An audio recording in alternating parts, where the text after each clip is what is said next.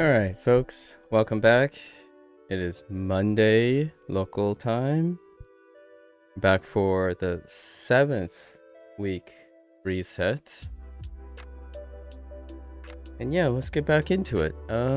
We passed the 4th milestone 2 weeks ago, and this will be business as usual. Last week, kinda got the unfortunate news that the 6th milestone is indeed referring to week 8, not week 6, because week 6 is the 5th milestone. I still think that is a contentious point.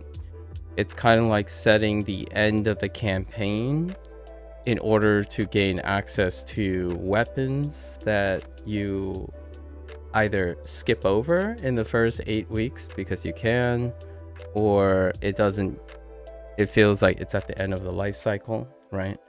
So not so great.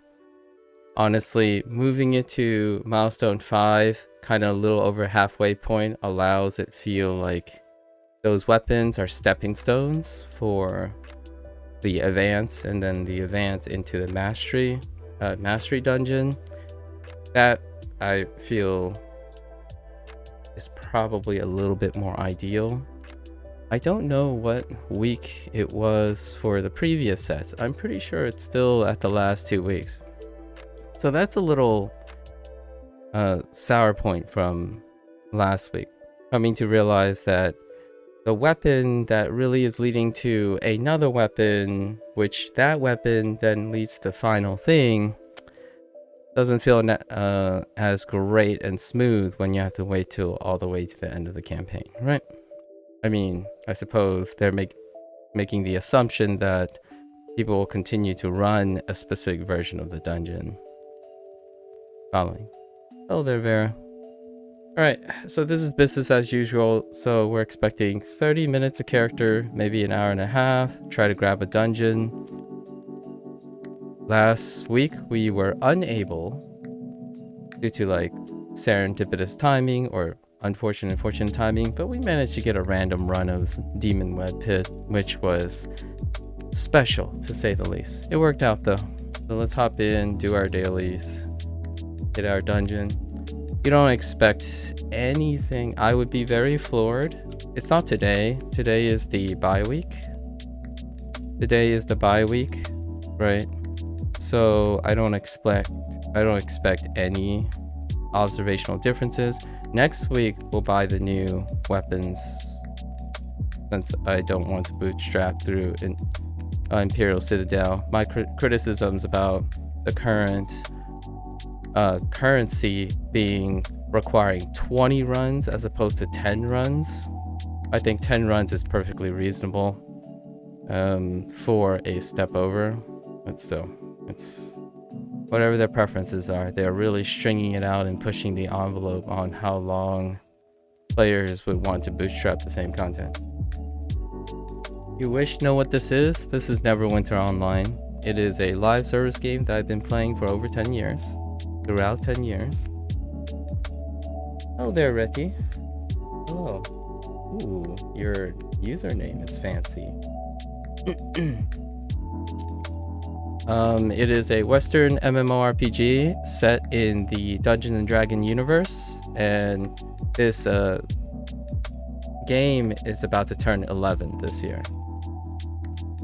Now, I play this as a meditative tool in the evening. I play every single day for like 30 minutes. I hop in, do my dailies, do a random dungeon here, keep up. And then every 3 or 4 months, there will be a new module where I spend 10 days across 10 weeks just on the reset days and the launch day to cover what is available.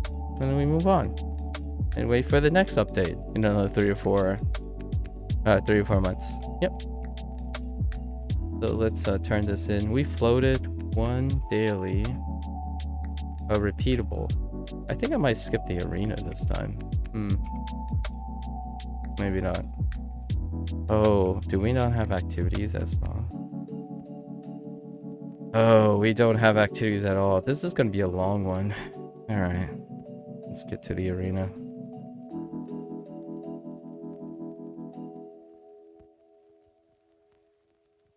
Yep, there, you do you, man. Selective attention is important to prioritize one's own time. Good luck. I mean, I won't be done in an hour, but good luck with your Korean studies. I can't read Korean, so I'm guessing the first comment was hello.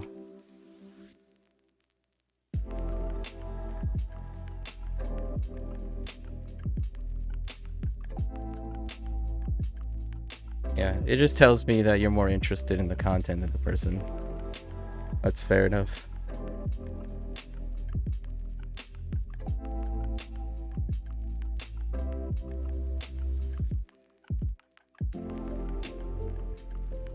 Alright. See if I don't get bopped this time. I don't want to get bopped.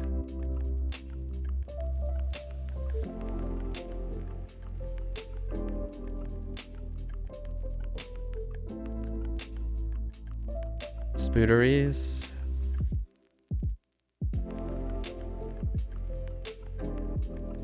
Xbox? No. PC. No Xbox. How is the Xbox doing with this stuff?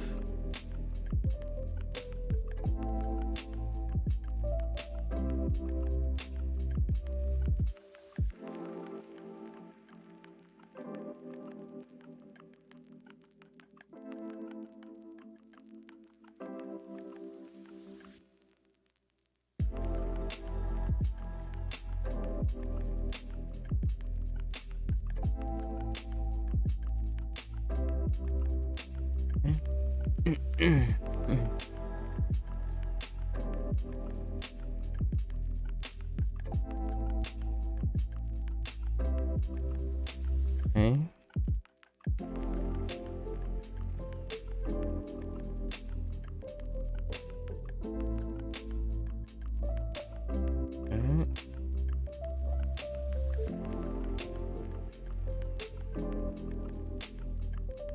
Yeah, what can we talk about today?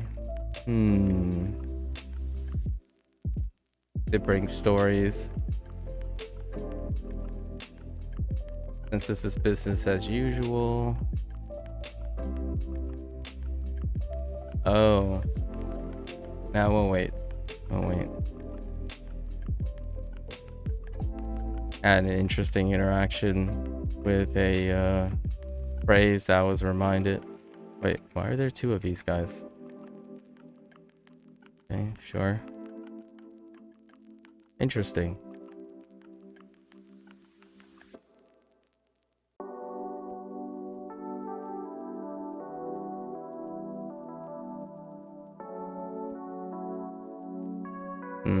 I really thought I was out of range there.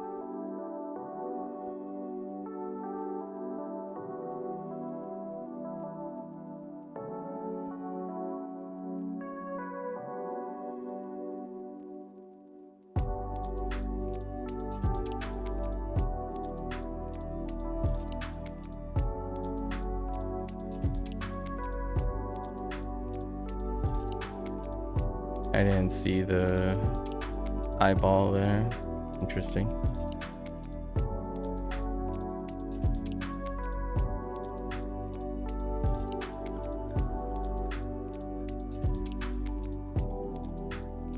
Okay.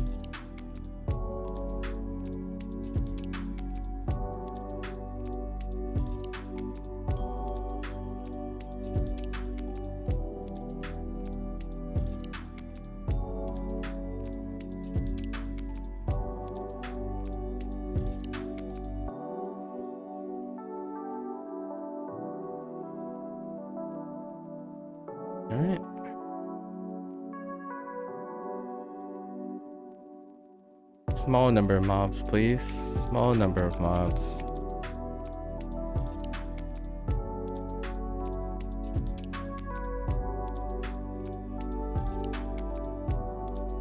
Oh, I saw that they announced the new lockbox.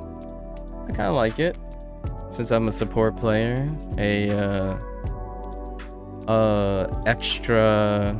extra stat on the mount to offset non-synergistic stats. Usually involves the healer.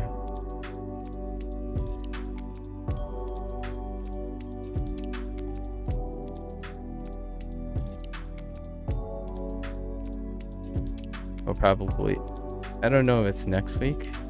It might be next week. Open a few lockboxes, see what happens. Save some currency, I suppose, if we manage to pull it. Good for our healer.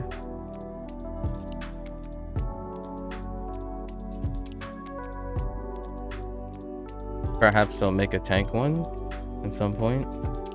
Non-synergistic stats.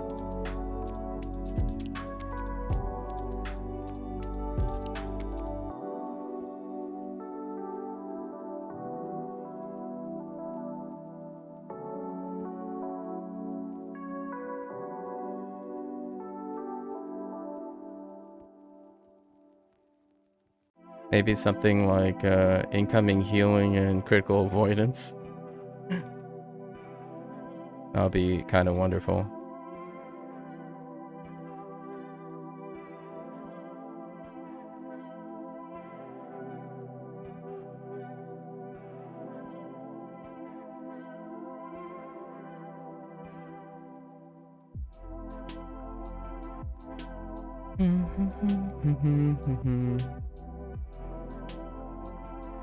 All right, round 4. Okay.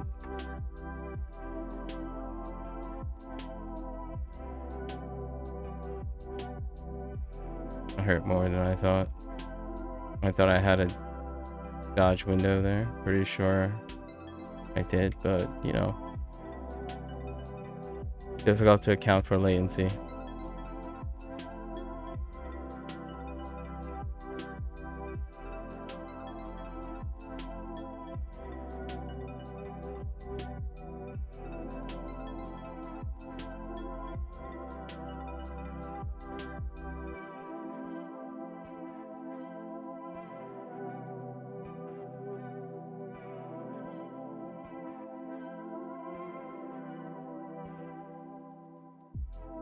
All right, one more.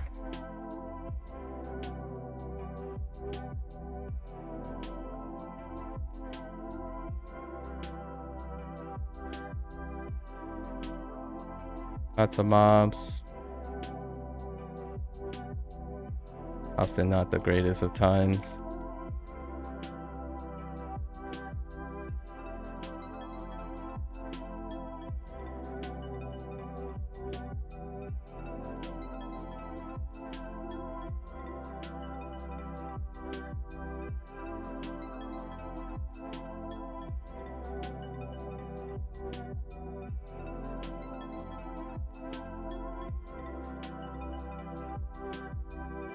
I'm pretty sure that missed 2 of them.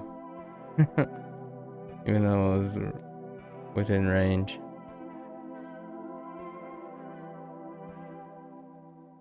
Contender without mob summoning, please. Oh, okay.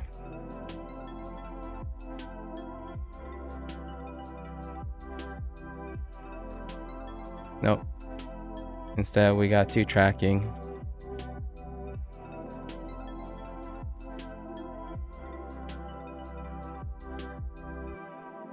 Yep, 2 tracking. Wonderful.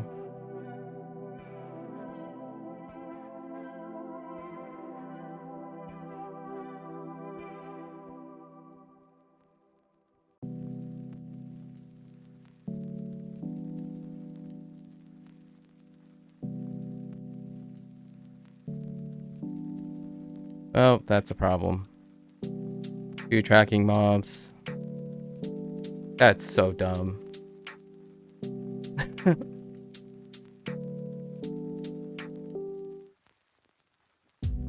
Two tracking mobs.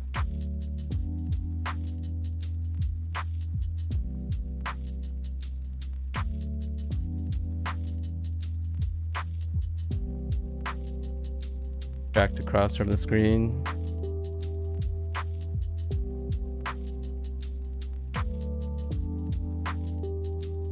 That really not dead?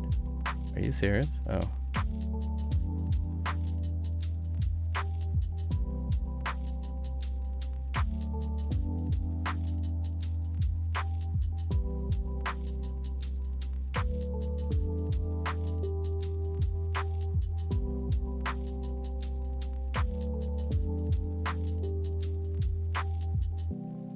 Imagine having not a sprint class pain giver.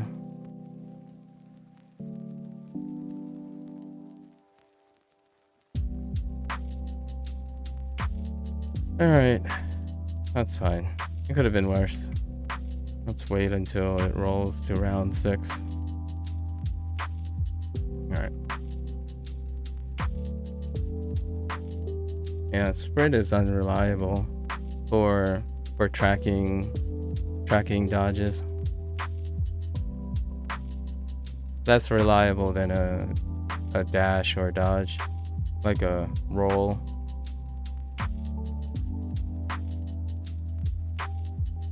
Yeah.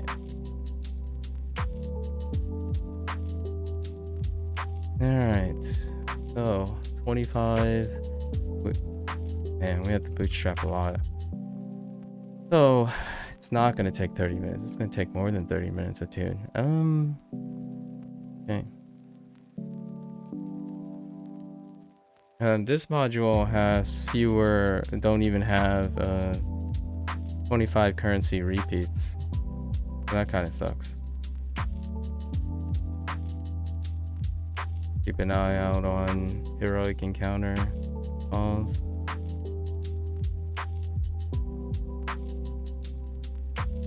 Someone was already here. So now we have 0 keeps to free, but that's okay, I suppose.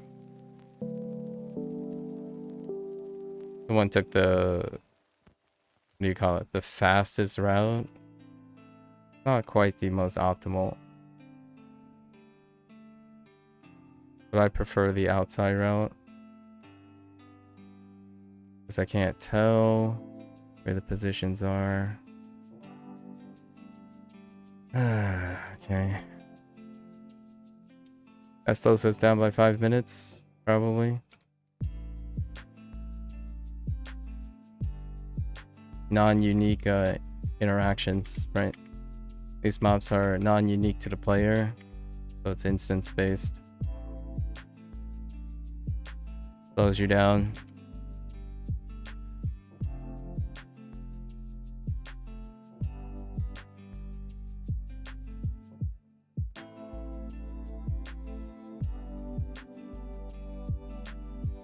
The prisoners. They disappear when someone interacts with them. And you have to wait for respawns. I'm pretty much solo quest. I think this design, remove it completely. Personally.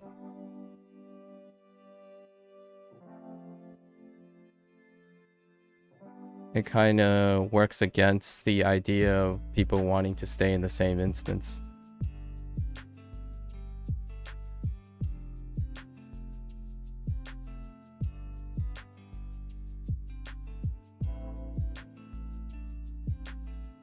There was a time when you could cut. You still can do this, like share quests in a party, sort of. And that's a time when you actually had people on, right? Lining up in quest lines. That's the thing of the past. Generally speaking, making quests instance-based, like solo quests. They're basically solo quests. solo dominant quest instance space is kind of anti wanting to be in the same space, sharing the same space. Might be counterintuitive. Like for now, I'm in a populated instance because the game keeps throwing you in a populated instance, and I already passed 2 spawn points for mobs, so that's down 10 kills on the way. That's another like 10 seconds. These things add up, you know. Just things. Sharing space on solo quests. Ironically, maybe ironic, counterintuitively for other people, makes players less likely to be in the same space in Neverwinter.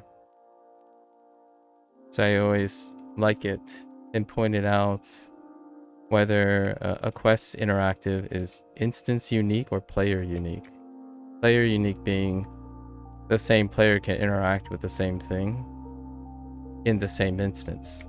If it's instance unique, means only one player can interact with it at a time.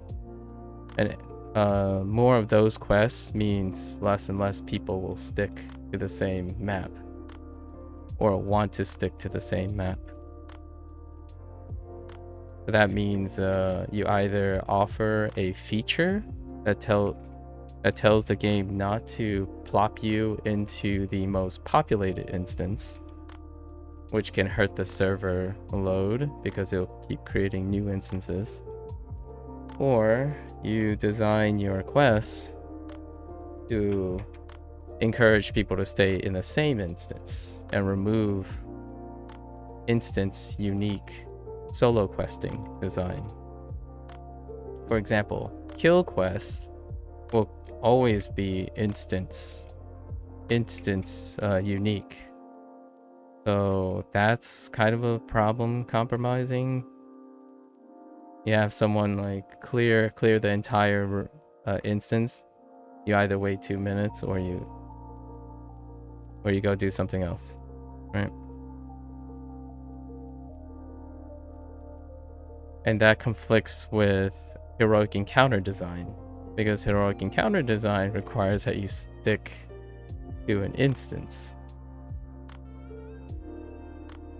You can kind of mesh these all together. You make kill quests proximity, which a lot of other live service games do. Kill quests proximity regardless of party, if they're in a party or not. Just proximity, as opposed to participation, which is what they have now. Like if you tap a mob enough, it counts as a shared kill, regardless if a shared defeat. There's proximity.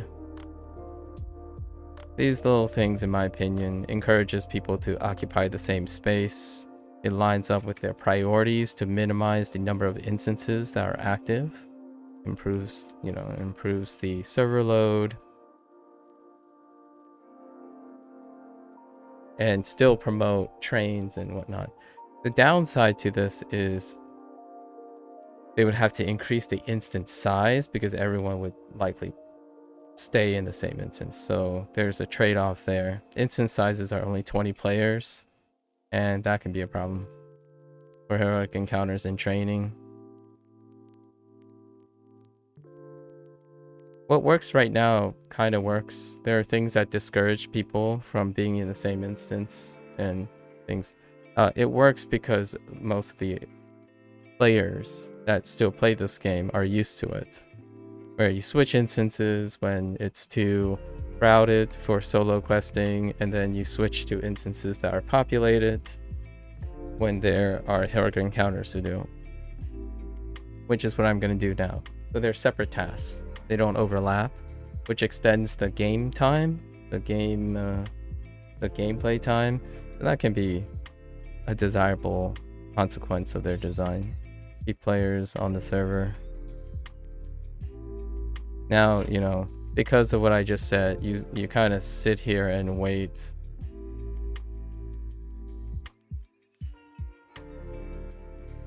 The alternative is just to skip heroic encounters entirely. Switch to a low pop instance and cycle through solo quests. And I'm gonna have to do 3 rotations because we don't have activities completed this week. Although I'm gonna try to find an instance with BHE or instance with a caller. Okay, maybe this one.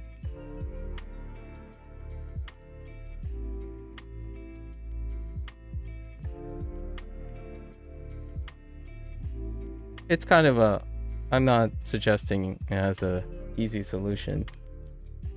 Obviously, I voice my personal opinions about it.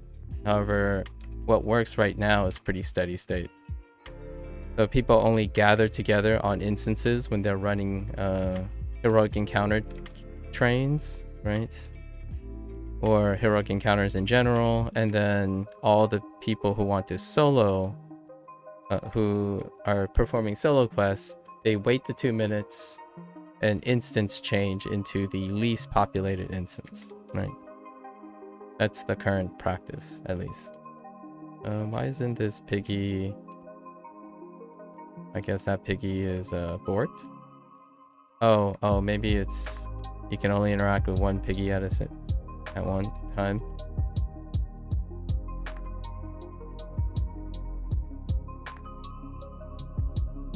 My thought is, I think one of a great, hot, underrated feature would be to be able to have the game prioritize the smallest number of players in an instance versus joining the most populated instance by default. So when a player wants to say, hey, I need to complete my dailies, right, my solo leveling or my solo quests, then it would be, they can toggle it so that whenever they instance change, it will pick the lowest populated instance as opposed to the most populated, and then suddenly they can switch over, right? They can switch over and say, oh yeah, I'm in, I don't know, HE mode. Are you serious? Wow. I did not get credit for that because you actually have to attack something. That is... wow. You don't get credit for doing the objective. That's pretty sad. Wow, that is pretty sad. I think that deserves a -1 point for design. You don't get credit for doing the objective on that quest. You actually have to damage something. That's a great example of the myopia in this game design, where it's constantly pain-giving oriented. Well, now I know. So make sure to hit something, folks. Make sure to hit something. Doing objectives don't count. That might actually even apply to people standing in circles, because the objective is to stand in a circle. That might also include interacting with catapults, which is one of the BHE tasks, right? Interacting with a catapult and sitting in a circle.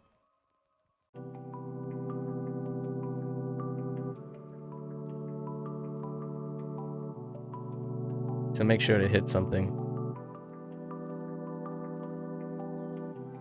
Okay. It's another 3 minutes. In my opinion.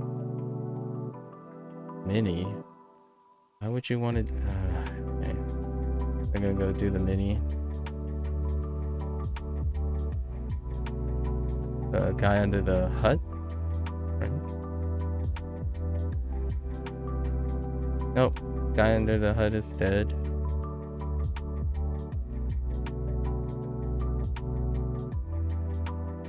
I guess they're going to Himeria. Probably. Or Volcath. Himeria. Okay.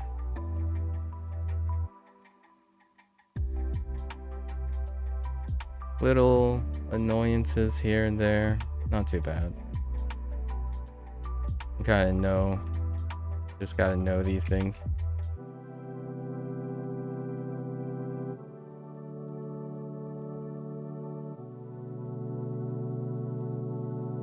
And you wonder why everyone just focuses on attacking everything instead of doing objectives.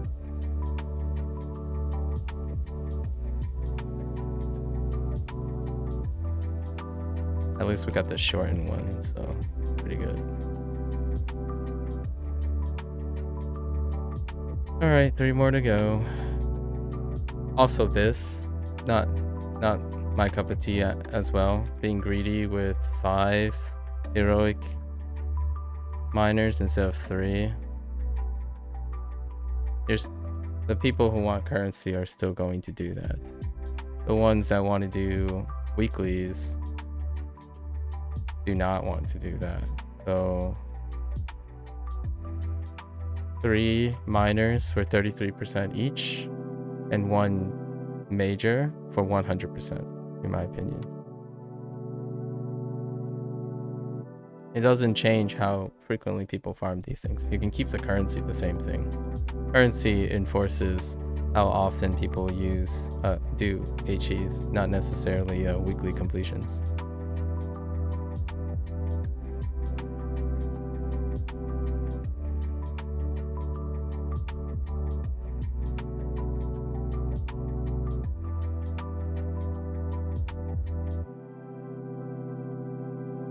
Wasn't one more group. Never mind.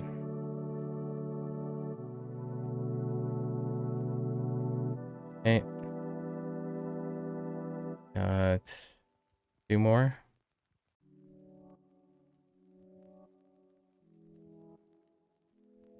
Where are we going?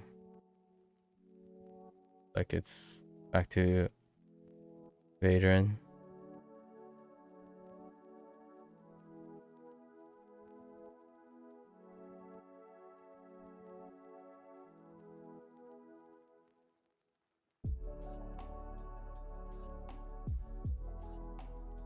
All right.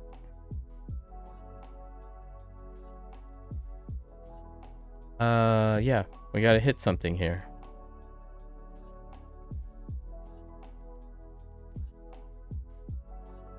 They went to him. They went to Radius instead. Nope. Communication is still tough. It's fine though. It's the pig one. Plenty of time.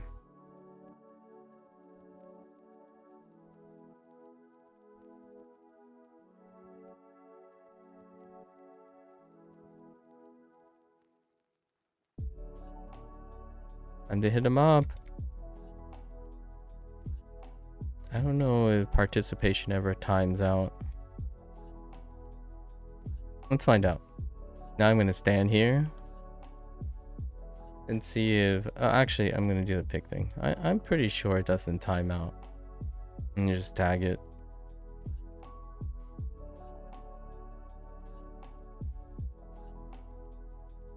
Go on. Come on.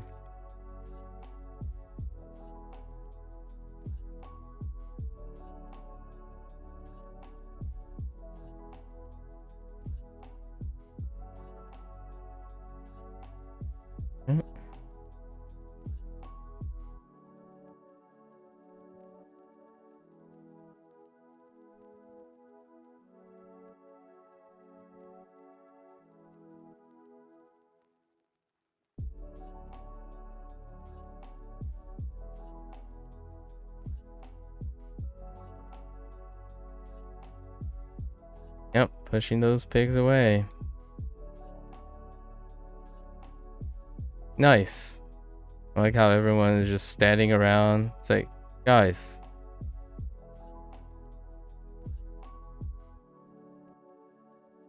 And just stare at each other like, oh yeah, right.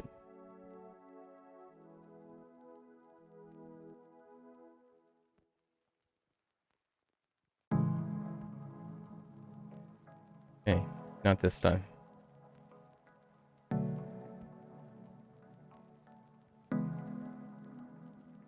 Not this time.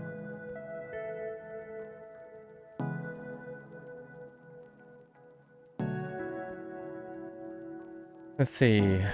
Activities go up to 60% after doing three in heroics. I don't think you can complete activities lined up on weeklies. That's like every other week you get the 25 from activities. That's about the same. Oh yeah, okay. All right.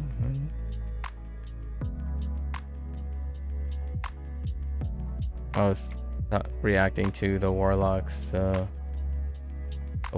poll.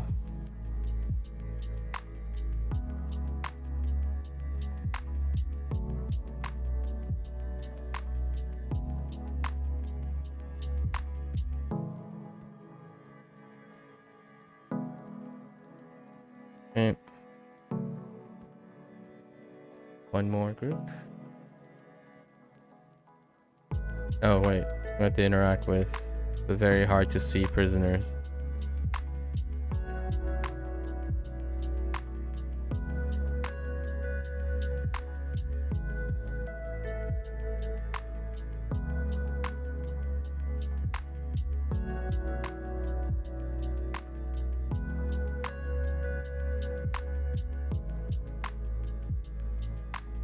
I was expecting the name mob to spawn there.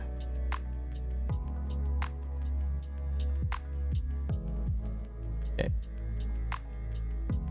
That's the last one for me, right? Yes. Alright. I mean, you could do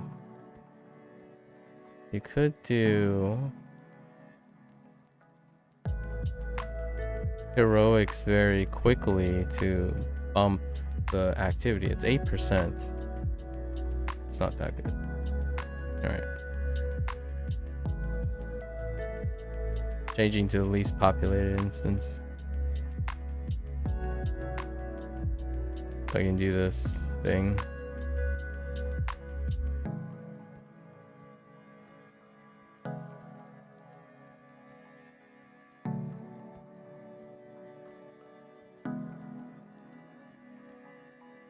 Yep. A person just standing in the last position. Yep. This is what I mean.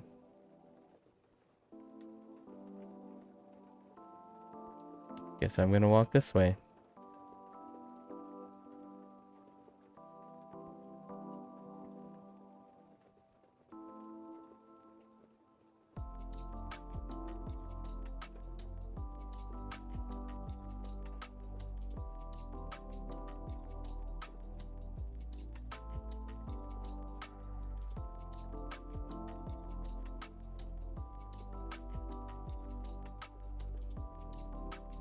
Also, don't have the false impression that there's such thing as courtesy when it comes to soloing.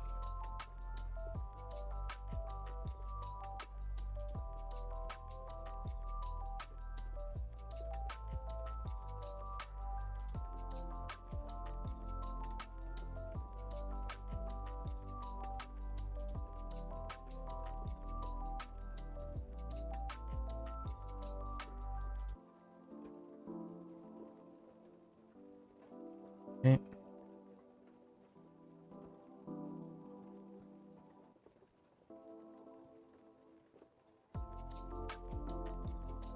Short one, of course. Of course, I'd be short one.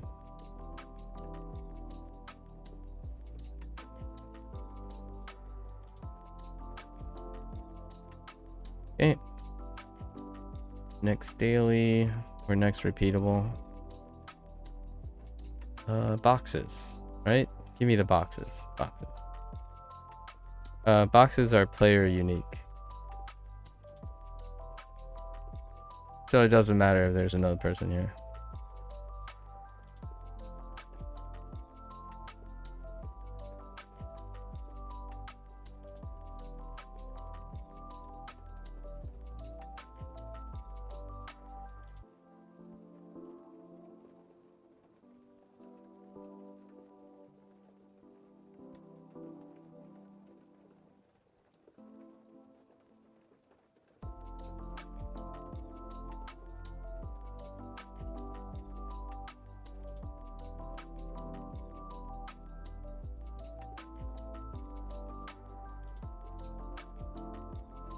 Okay.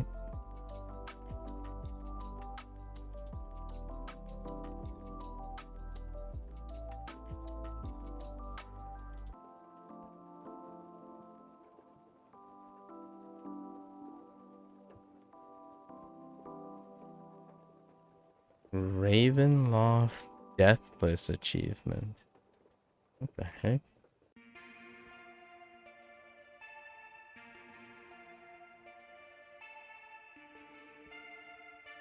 Haven't seen that in a while. When achievement hunting for the dungeon stuff.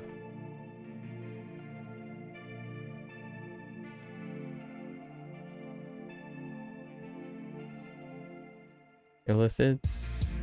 No, illithids? Yeah, illithids.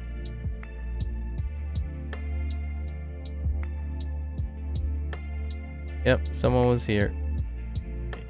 It's fine. They didn't need that many mobs.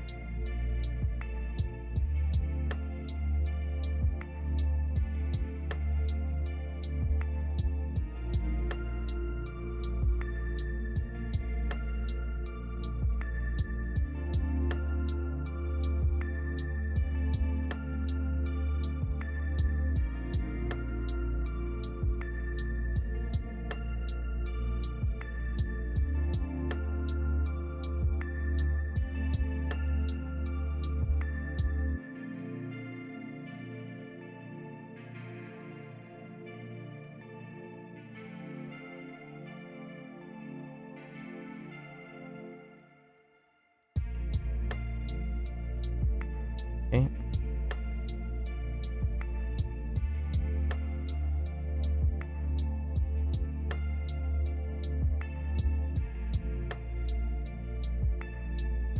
Quick.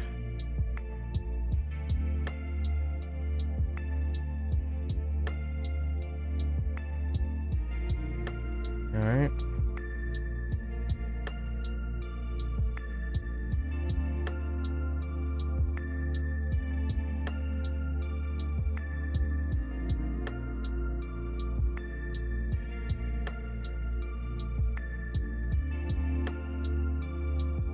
%87 leaves us with 3. All right. Didn't quite make it to activities, right? Even with one extra minor encounter.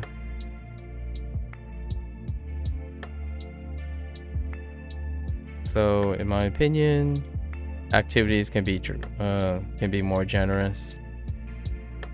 Because like, if you don't complete the daily activities, having completed your weeklies, your weekly activities, kind of counterintuitive.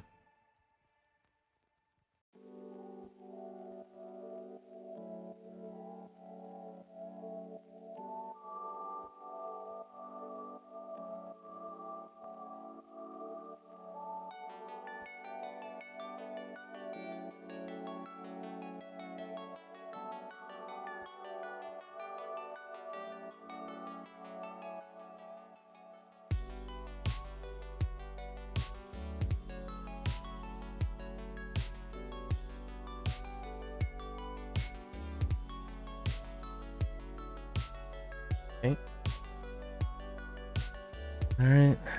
This is the preferred path, in my opinion. For the prisoner cycle.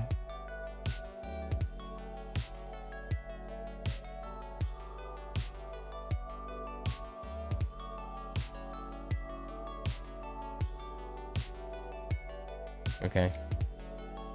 Lagging pretty hard there. Was waiting for like the mount response.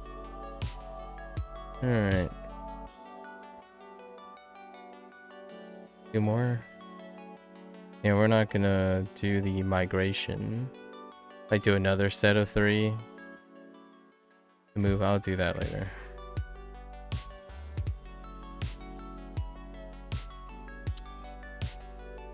Else, someone's heading that way, so we head this way. Someone already came through, killed the first 2 mobs. Right. 3 mobs. Yeah, that guy pretty much cleared out this whole region, which sets us back another 15 seconds. Yep. Mobs are just now spawning in. And I don't have a tether. It's also lagging. Things just pile on. Yep. Rubber banding. Yep, still rubber banding. There it is.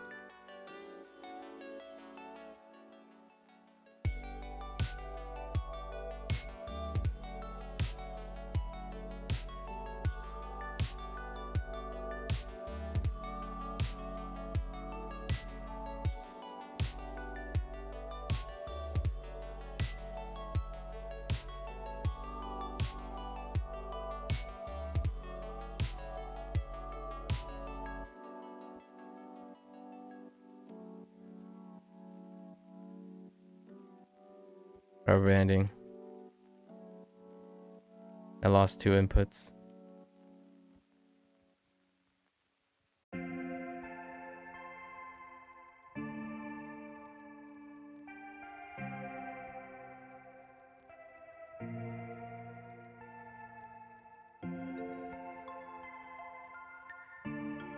Switch instance for the last one. Oh no, I'm in the least populated instance. No, gotta deal with it.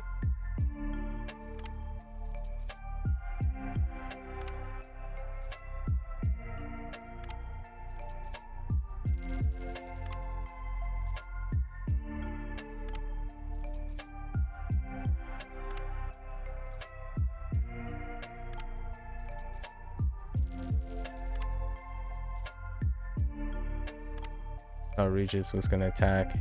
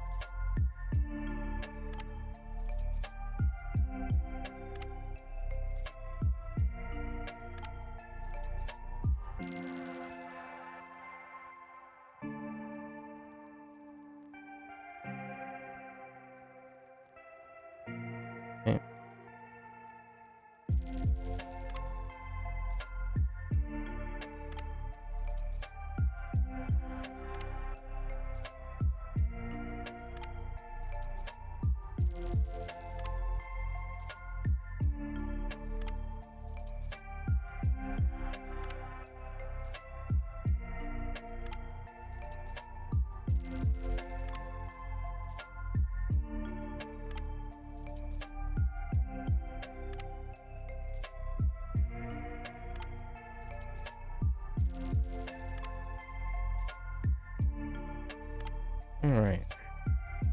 And we're done with 1 tune. 2 more to go.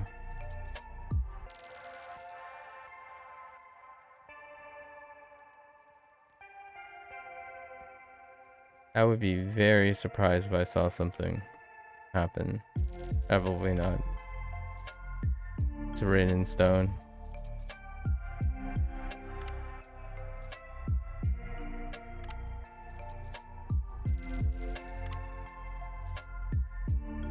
How long did that take? Almost an hour? Say like 40 minutes for the introduction. Yep. Okay. Including the introduction. Take 2.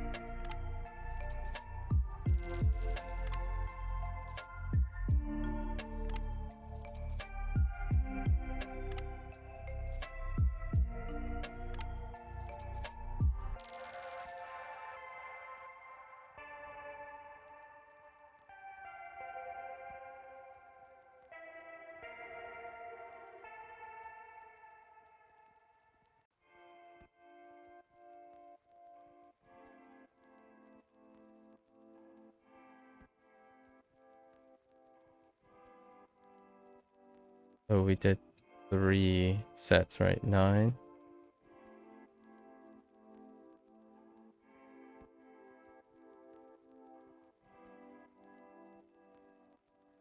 And off to the arena.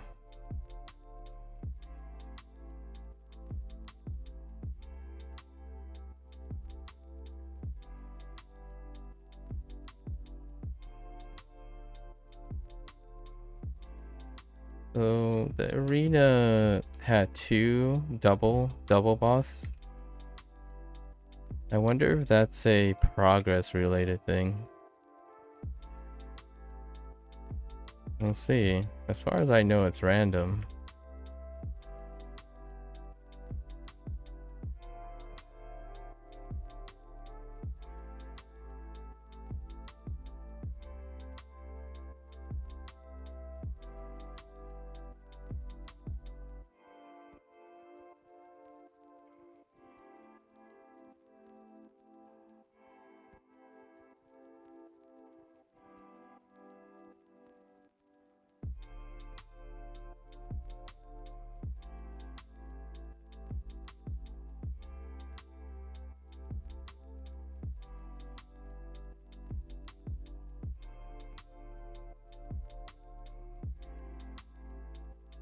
Okay.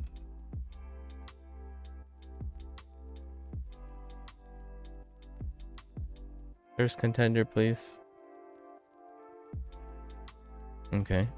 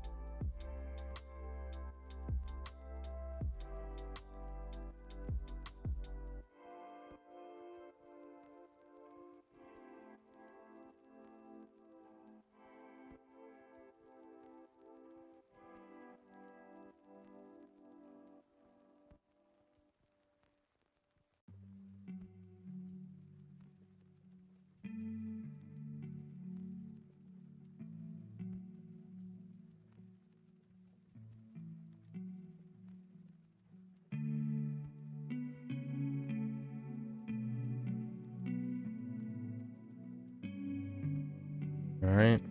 That took a while.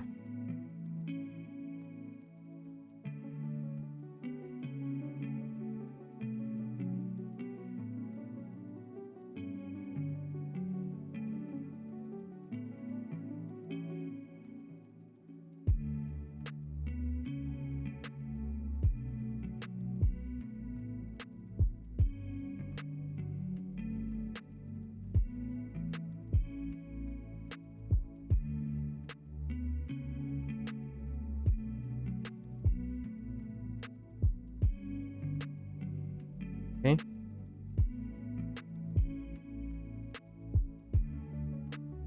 Oh, not too bad. Went straight to it.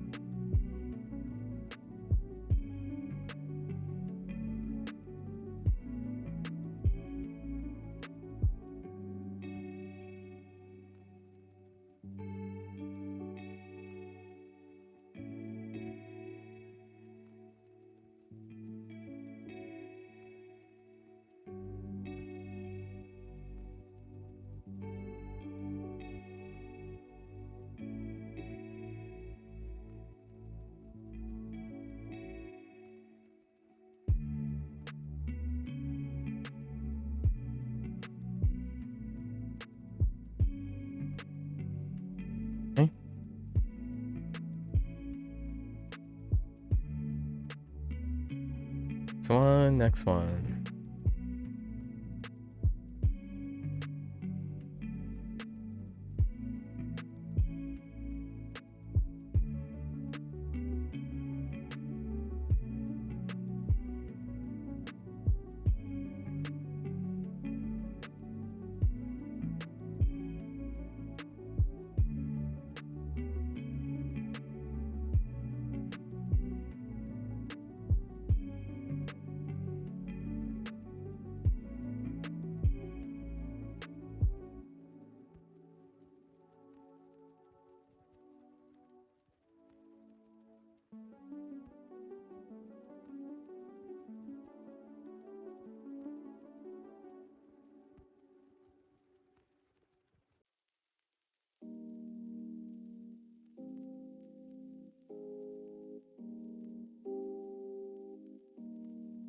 Okay.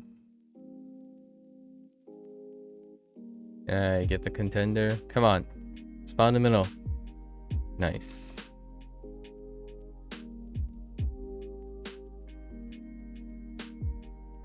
It's kind of an annoying one though. Constantly charging away. What the heck are you doing?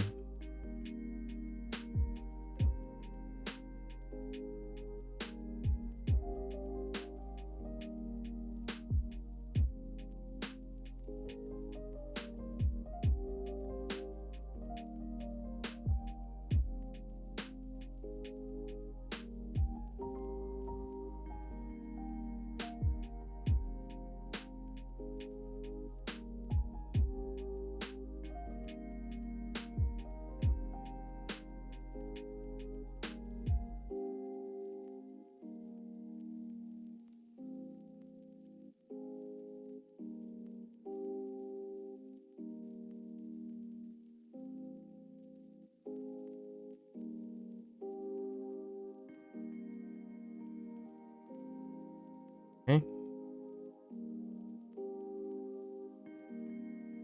Two more.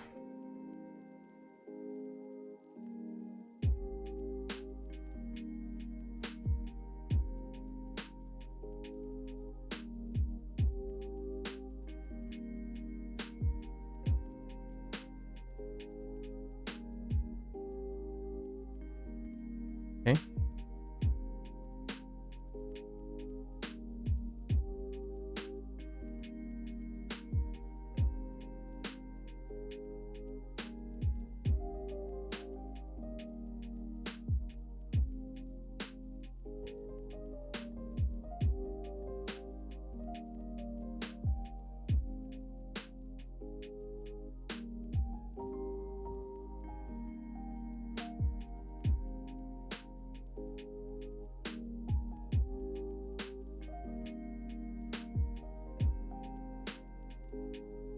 Oh, I actually think it might be milestone related. Imagine being paralyzed while shielding, but battle rage prevents that from happening, and you can break out of paralysis using battle rage, but a tank can't even guard against it.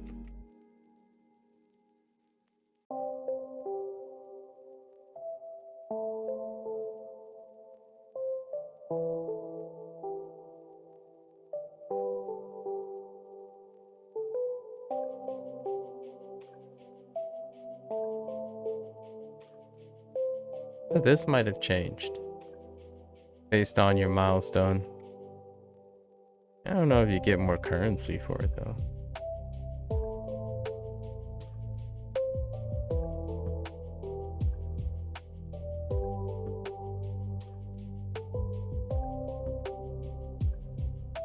Did that just heal? Oops, hit the wrong one.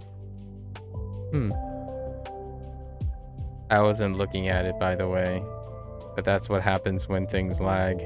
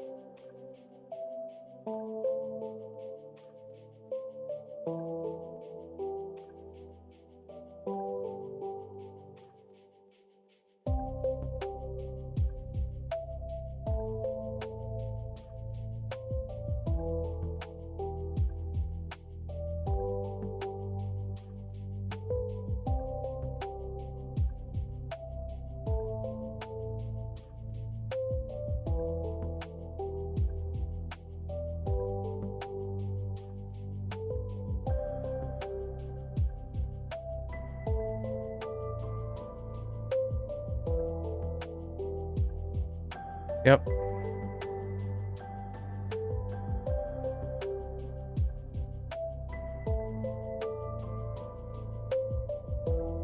Imagine if shielding didn't have a delay on it, because that makes sense.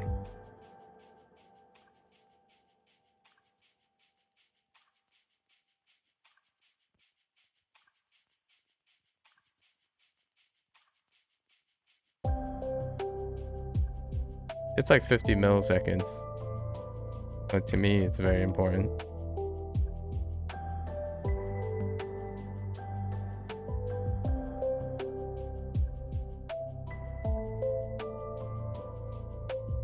It could mean being stunned or not being stunned for like 5 seconds.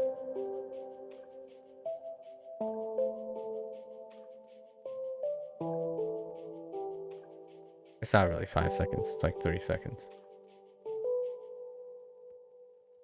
Alright.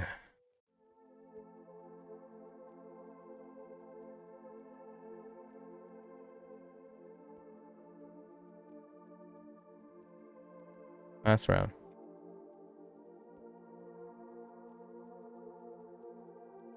Okay.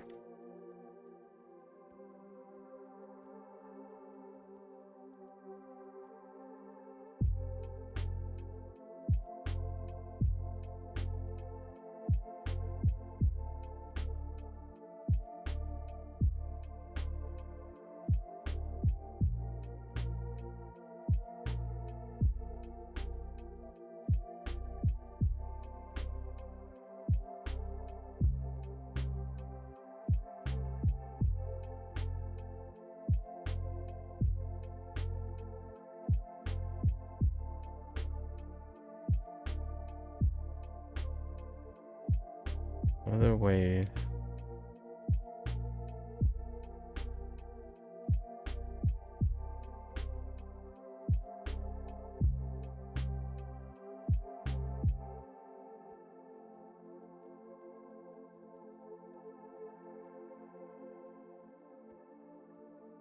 Alright.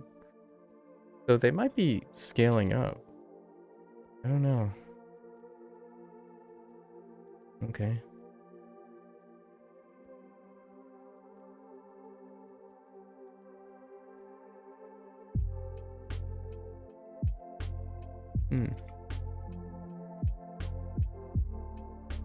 This guy's pretty normal.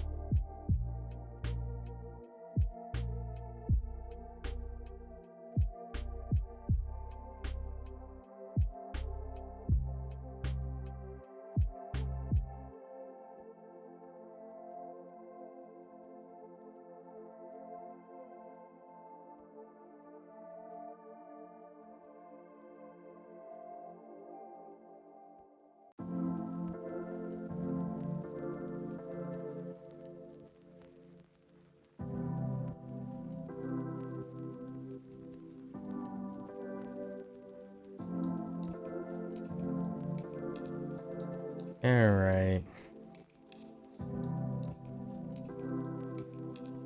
Okay. I see that 6. Alright. We're out.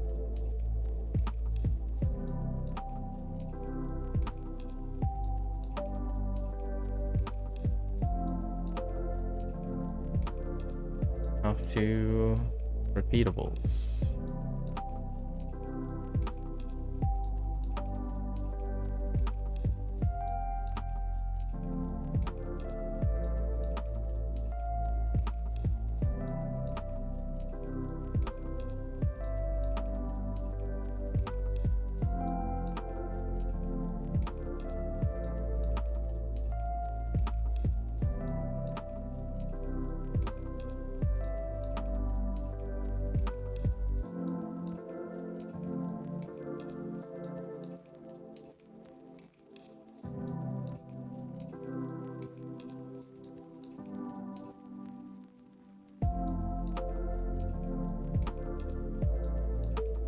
That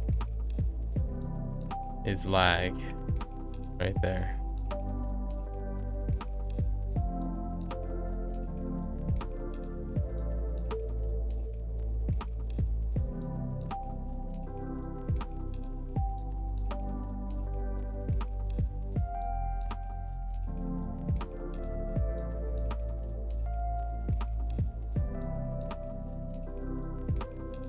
Ooh-wee.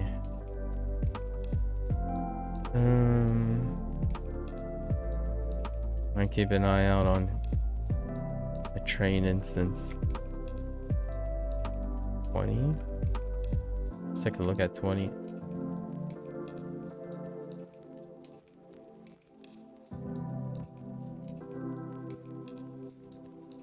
About 10 seconds.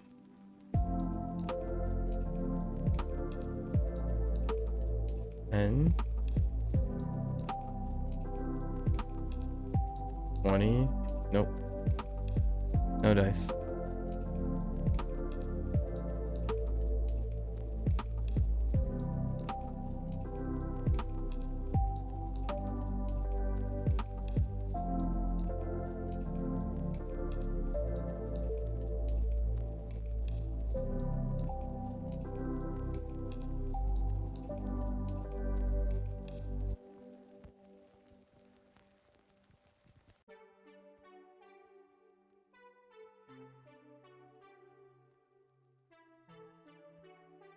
Someone ran through here.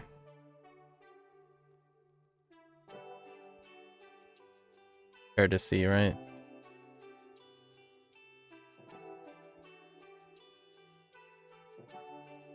Ten-second delay. Fair to see. As in no courtesy.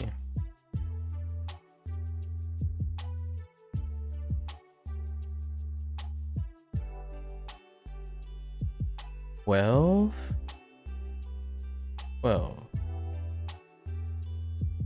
Nope. No dice.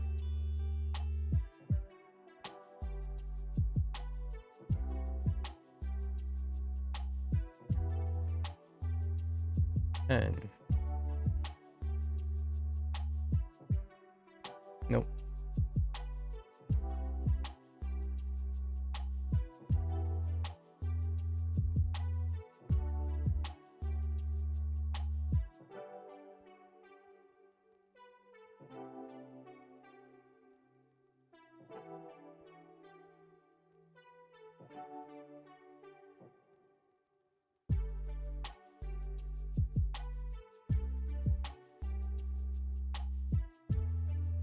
Okay.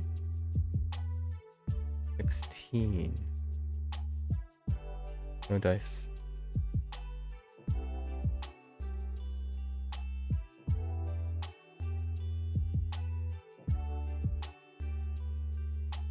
$20. Nope.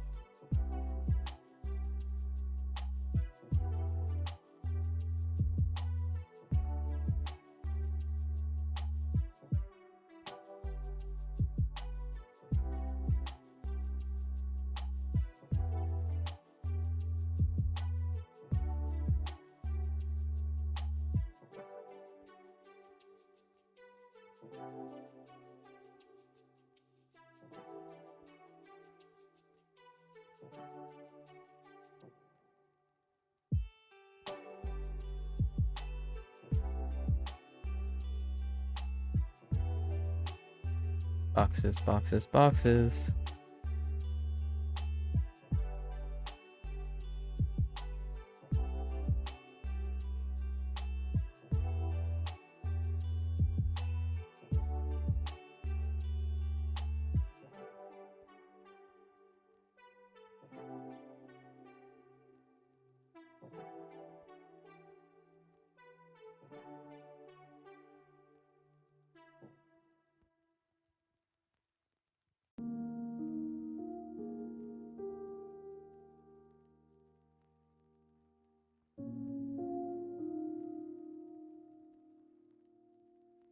Okay. We have 20 and 16. Oh, no dice. 12? No dice.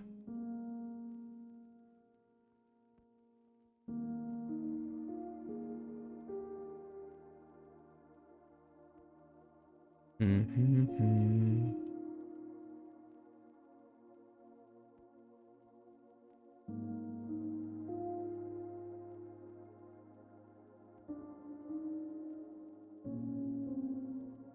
I think we have to complete one more cycle.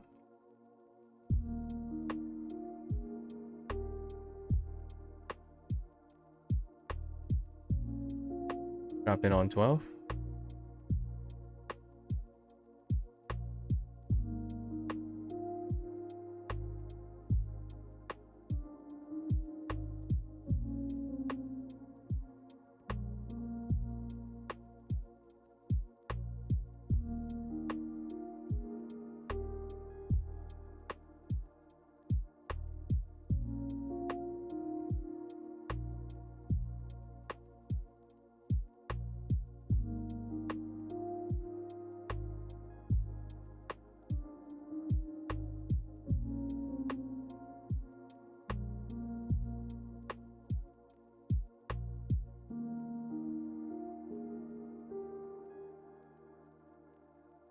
Alright, let's go rally some chickens. Chicken. Niwatori. Niwatori. Guy. Yeah, guy. Yeah.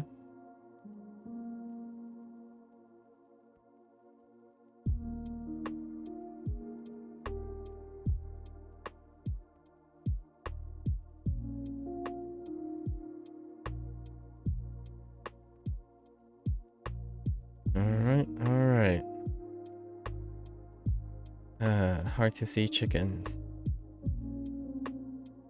Is this person just chilling here? Is that a person that's just chilling here, stuck to the chicken? Yep. Can't do anything about that.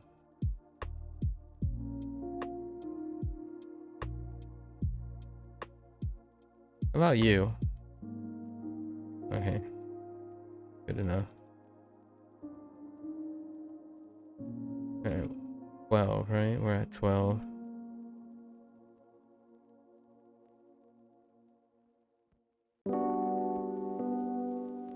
Gradius? Gradius.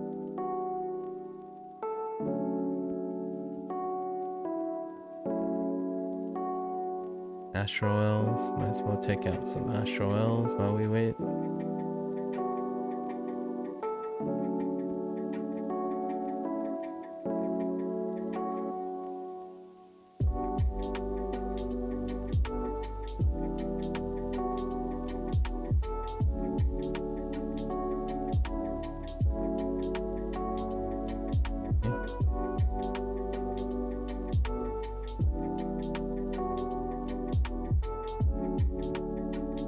Looks like they're not initiating yet. Complete our other repeatables. Okay.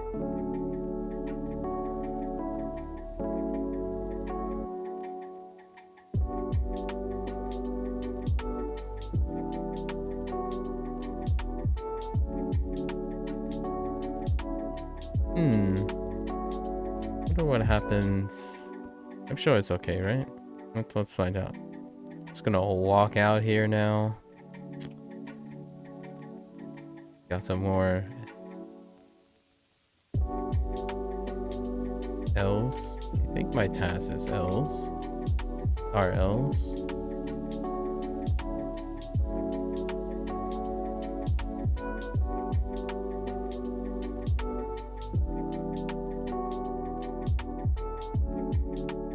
Yes.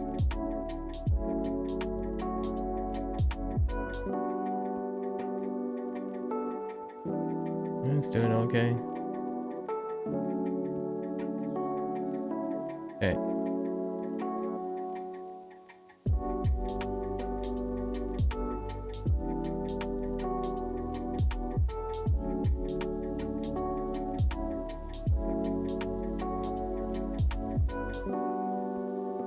A few more elves. Couple more. Alright.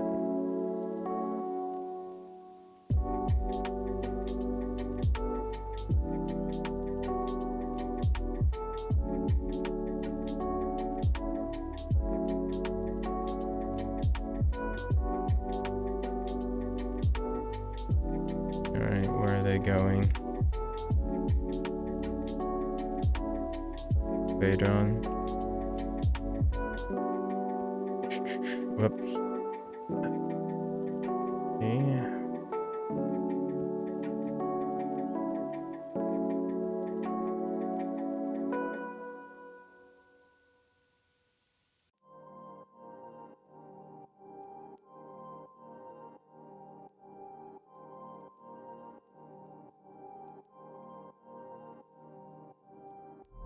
Okay. Oh no. Alright.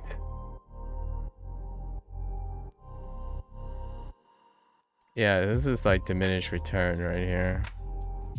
If you want to see diminished return, BHEs are diminished return.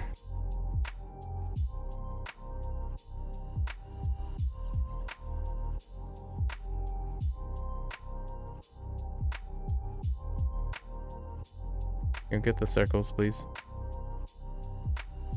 This is where I chill and have a snack or something. A very opportune moment to have a snack. Come on.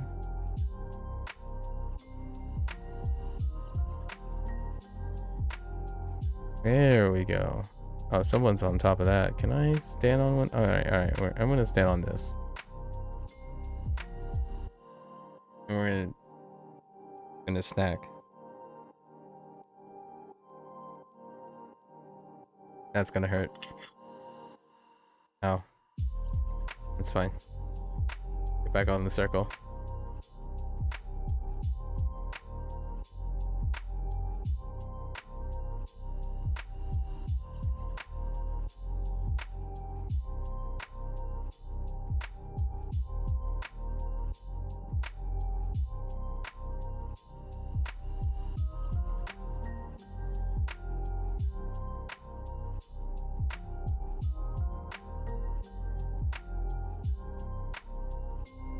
Okay.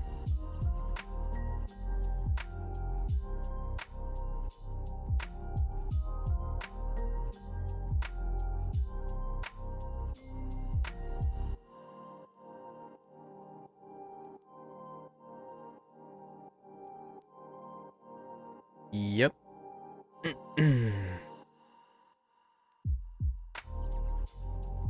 Circle. Cannot say circle in Japanese or Mandarin at the moment. Catapult? No. Enemies? Dragons?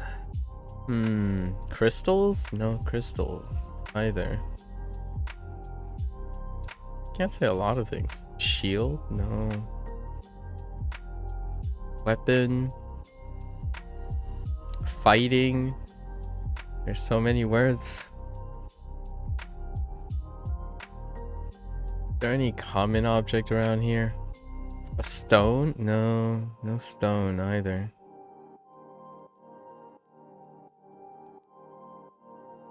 Health?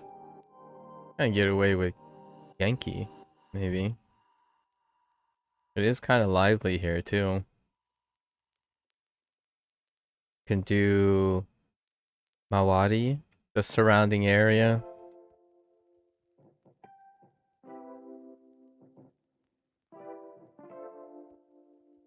We got Sora, the sky. Oh, hey. That's kind of a ship. Une.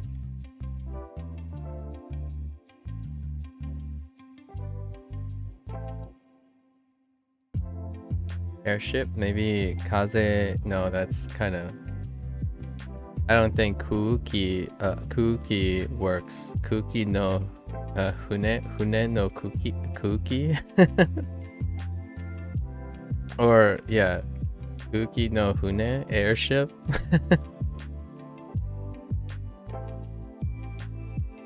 Could do like maybe you can express Kaze. Hune no Kaze.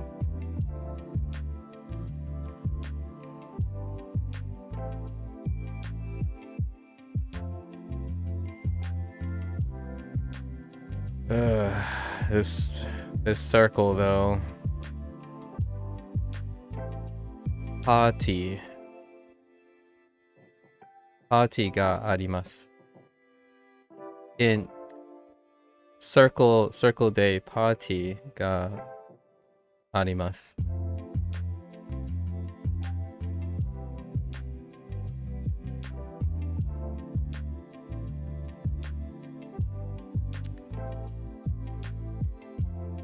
Jupun ga kakarimasu? Takes about 10 minutes. Going to take about 10 minutes.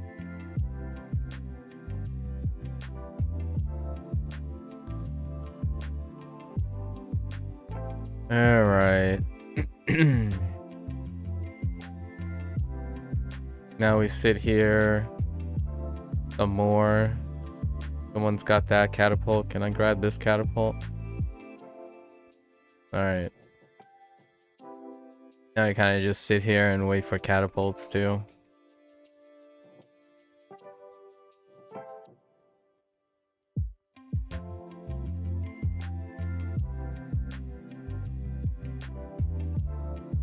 I mean, like, I'm being very literal here. There aren't even mobs during this phase. Right, mobs don't even spawn during this phase anymore. And only one person can interact with the catapult at a time. So you legitimately stand here and avoid these sieges from above. They're actually launching the things at that ship up there, at the Star Moth up there. Yep.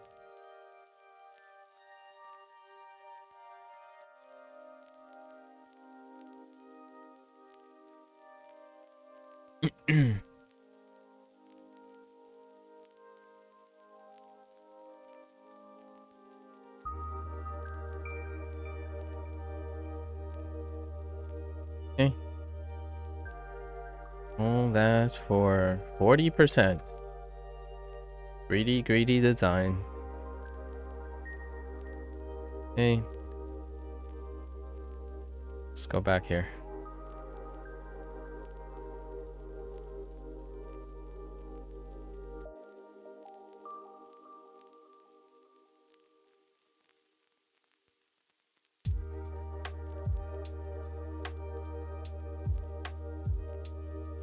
Are peeps coming? Or do we lose everyone? Oh, they're going to hit. Sure. Someone else is calling, so we're going where they're going.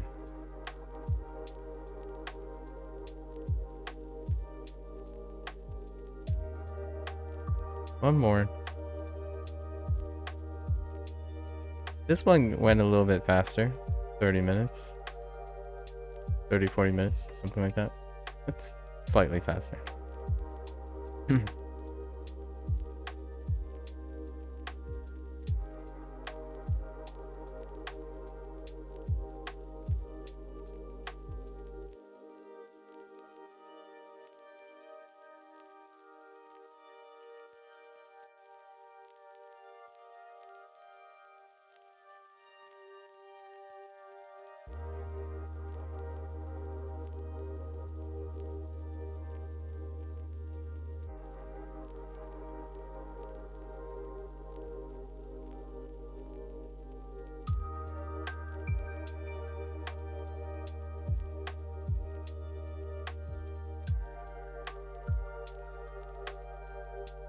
All right.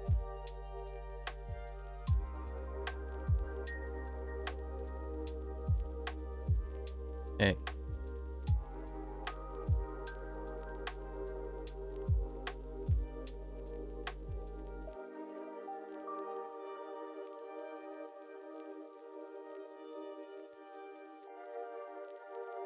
We're not done yet, so maybe it ends up relatively same time.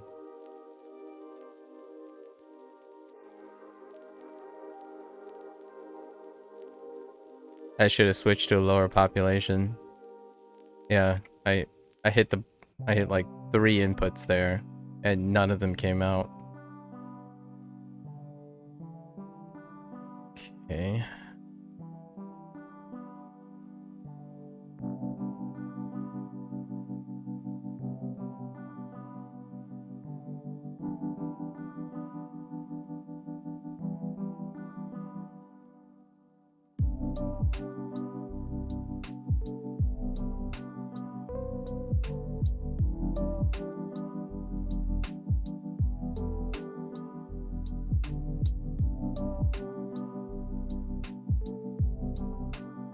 Oh my goodness.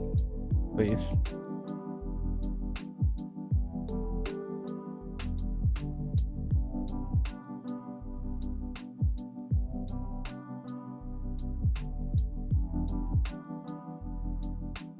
Okay. Alright. I think we're clear. Can you not?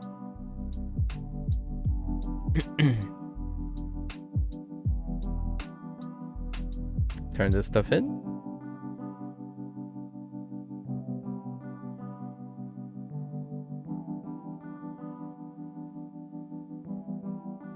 Okay.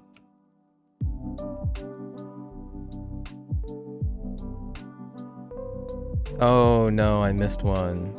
It's fine. Won't read it. Probably here. Yes. Go this way.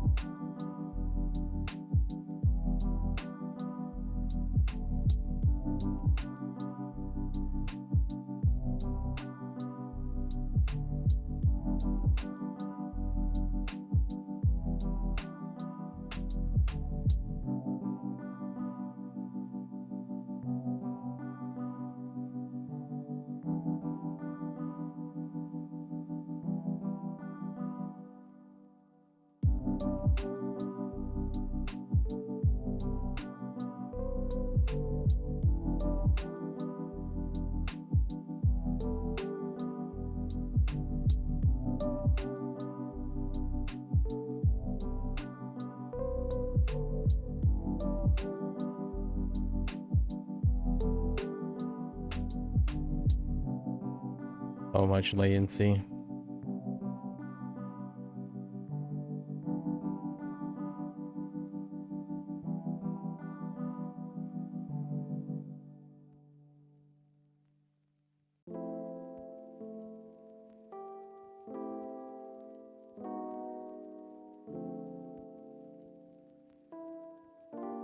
Yeah, like where did it go? Where did my inputs go? Non-existent.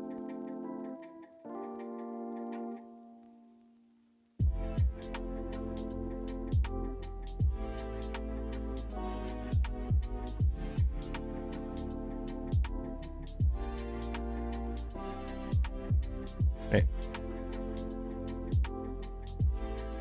Back we go. What time?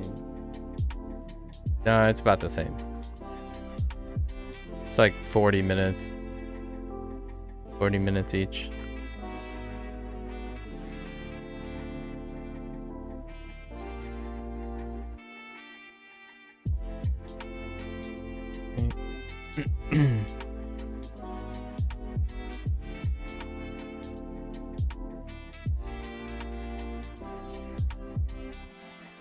Okay. That should be 100.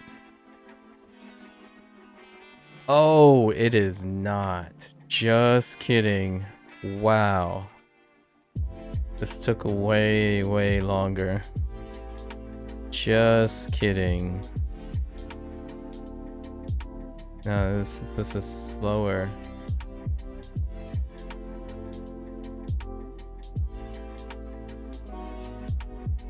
Prisoners.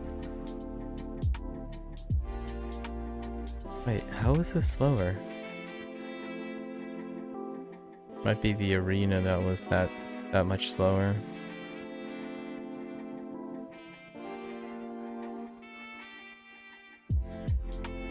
Just kidding. Just kidding.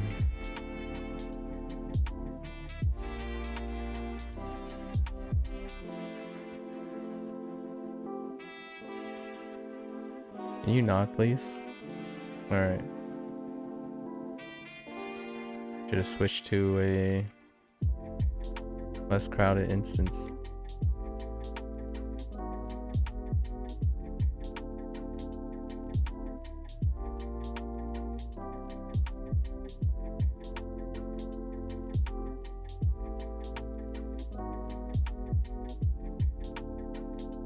Come on, man.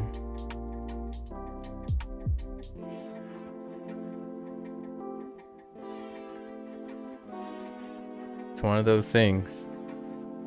When all your inputs are unpredictably offset, you're more likely to find inconsistencies if you're consistent.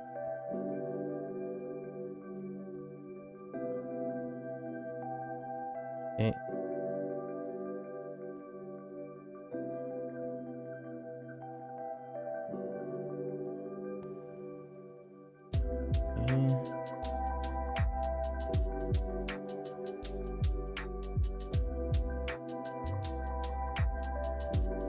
That's exactly what I mean. And someone was already here, so every single mob is cleared. Maybe they'll spawn in. Can we change instances? Because that's how the game is designed. Faster to be antisocial.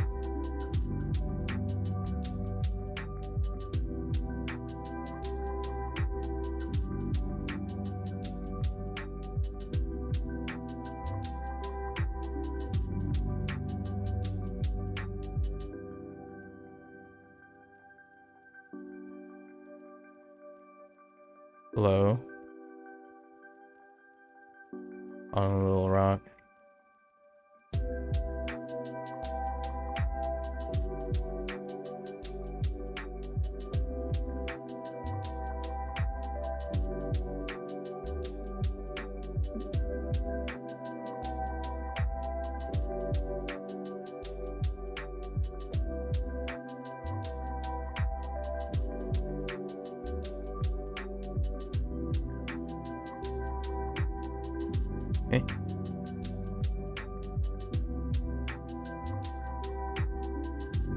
Don't hit me, please. Don't do it. Okay, they didn't do it. Needed to pick a location quickly. Oh! Right, wait. No. For a moment there, I thought I might have forgotten something, but I didn't.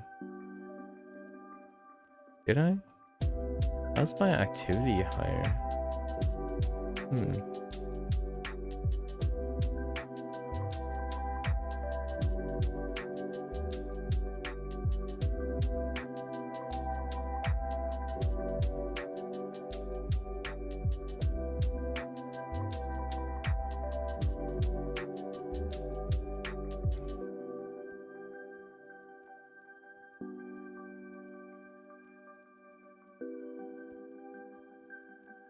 Okay.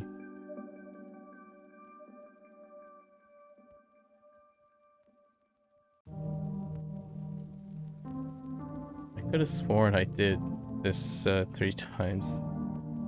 Or it felt like 3 times. Feelings. They have betrayed me.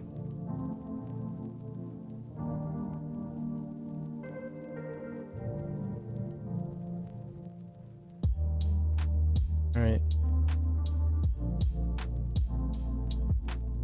Okay. Heading back. Oops.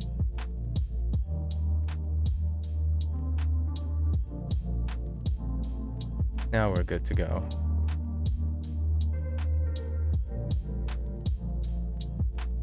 Right.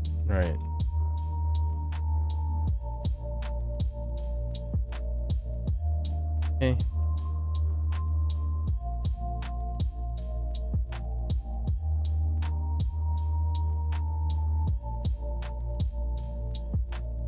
All right.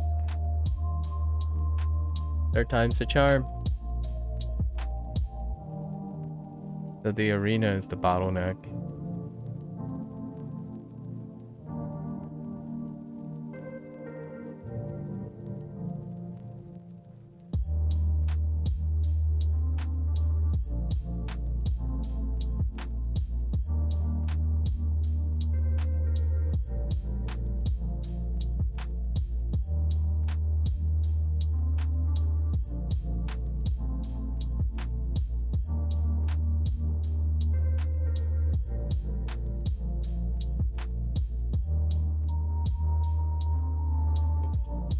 What the heck was that delay? I was holding tab and it disengaged on its own.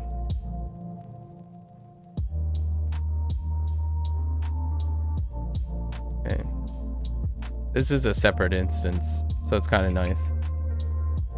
For better or for worse, you know, you do have to wait for instance timer when you leave this. But they made it a separate instance, so it's not like a terrible. You won't encounter as much delay.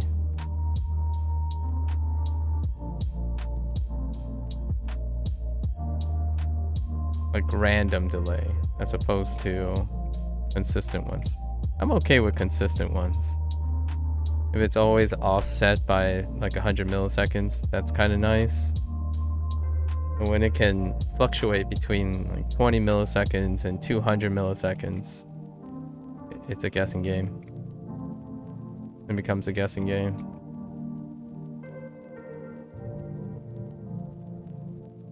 So you try to straddle it. The game does not have enough buffer for shield wielders.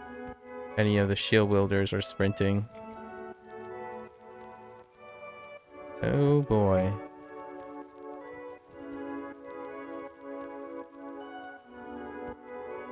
Oh, it's actually kind of nice to get them early. They're less scaled up early.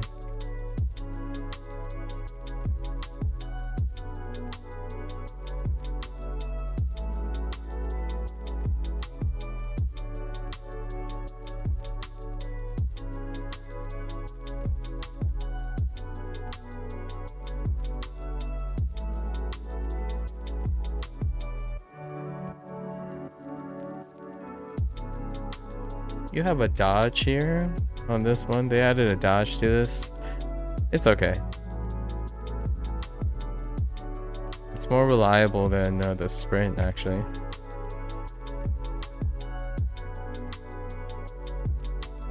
The cooldown's longer though, or at least it feels longer. Like this little dash. You at least know when your dodge window is.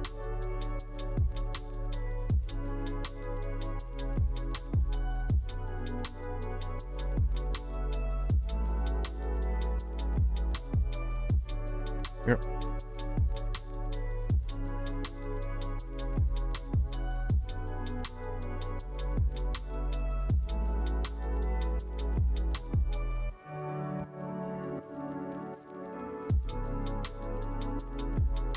Oh. Okay. And the seed is very reliable. Very reliable.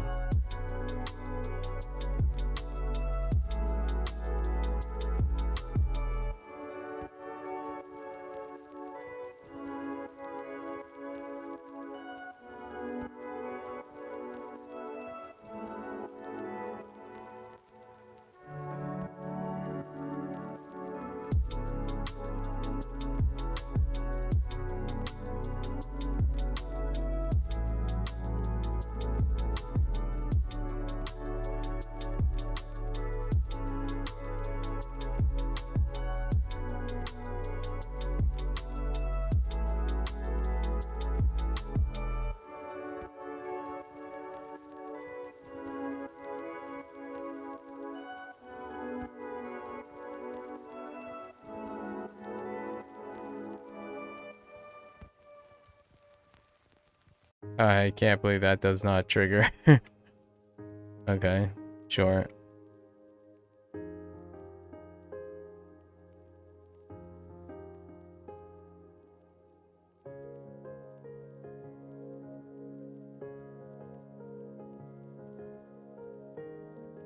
Nope.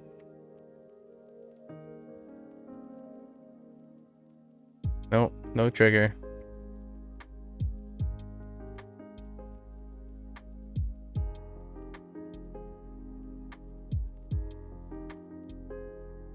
Okay. Next one, next one.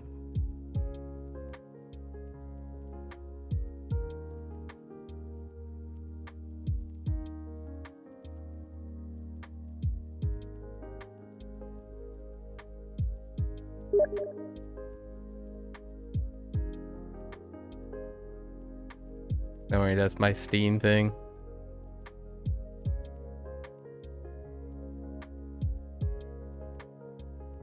My bad.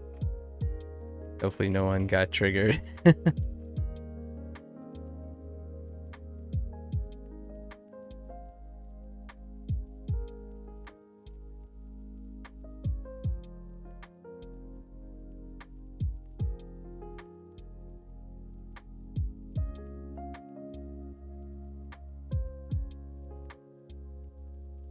Okay.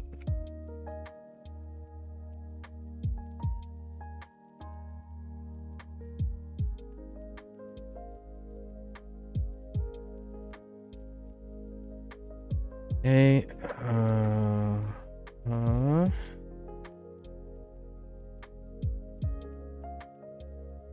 why can't I? Thank you game.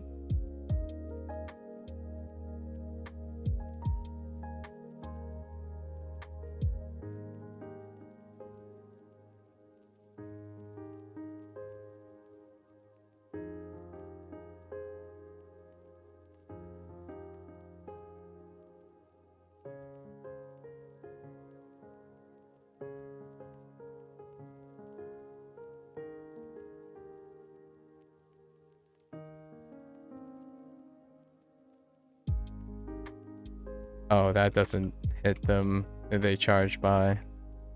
Interesting. One more, one more.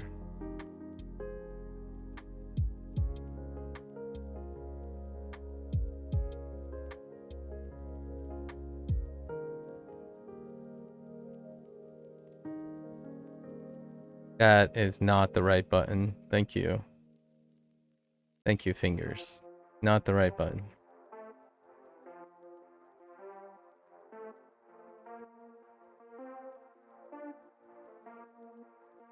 Okay.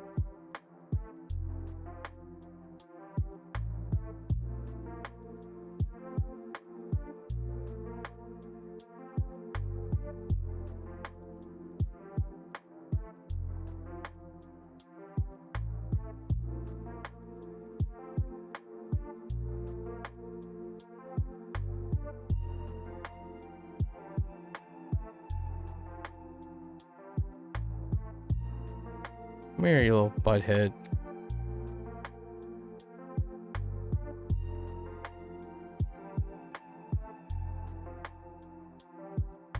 Alright. A little bit less pain. A little less pain for the Dreadnought. Very consistent. Alright, out we go. Give me a sec. Two.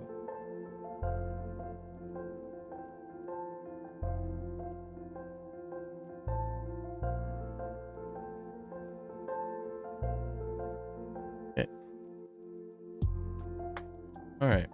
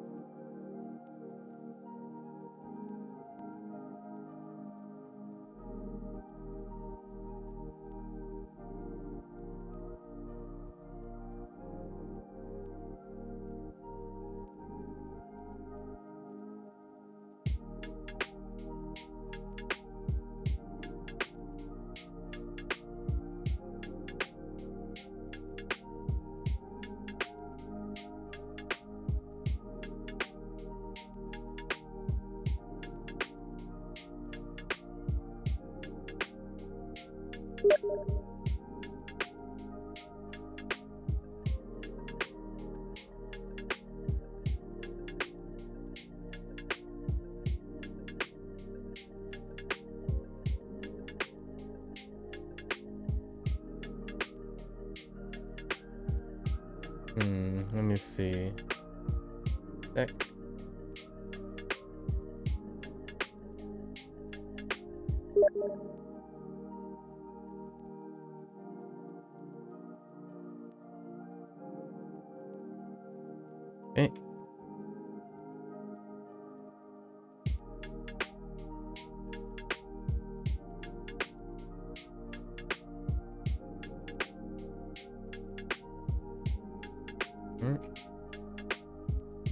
Alright, side conversation. Customer support related things. Hey.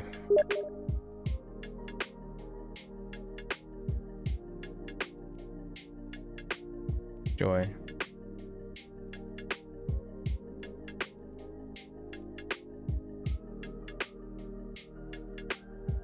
Alright. Not enough mobs.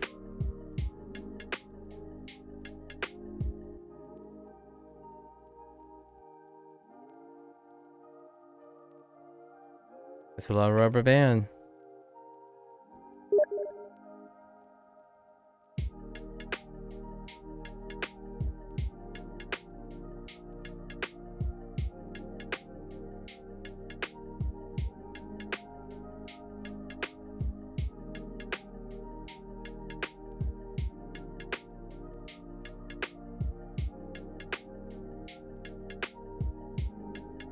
Okay. One down. 8 to go.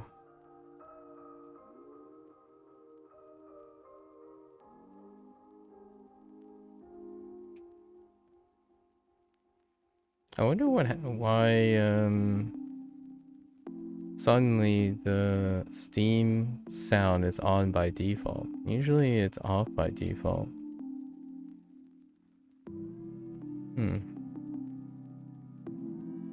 Or at least for me.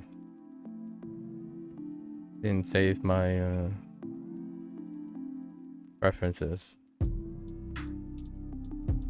Are we taking out Astros? Yes.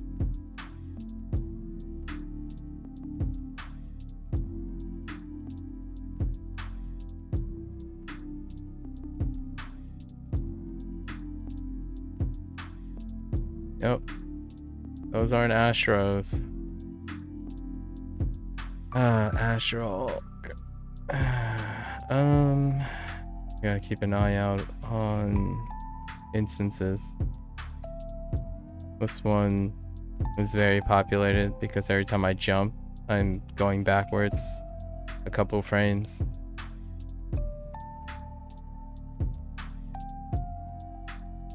Come on.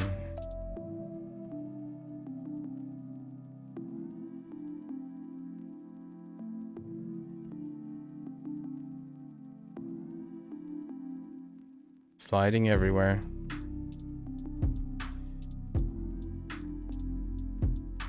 Oh, yep. Yep. Okay. Anytime. Anytime.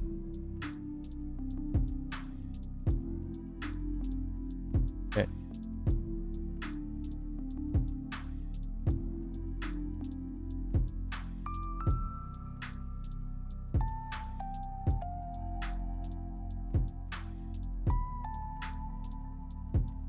Yep. No. That's some desync. Okay. Off we go. Next one. Boxes. Right. Box.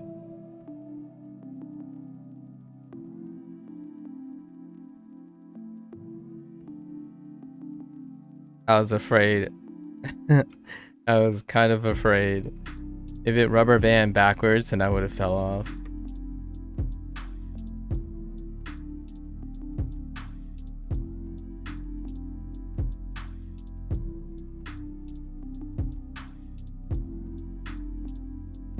Okay.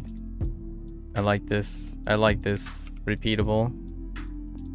No need. Unique, you know?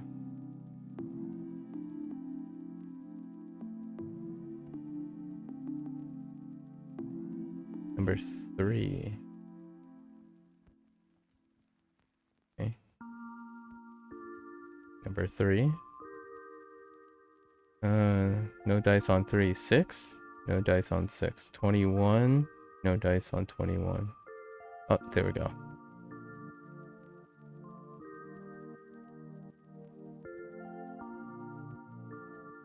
Okay.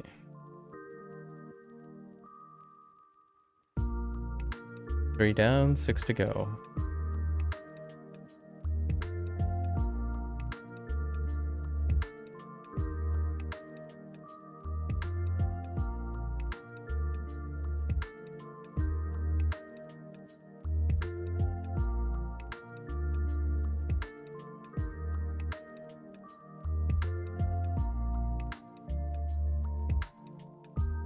Had a doohickey that's only rendered the top part of a doohickey.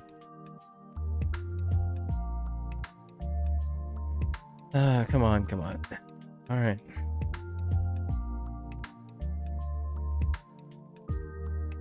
No collar on 3. Feels bad, man.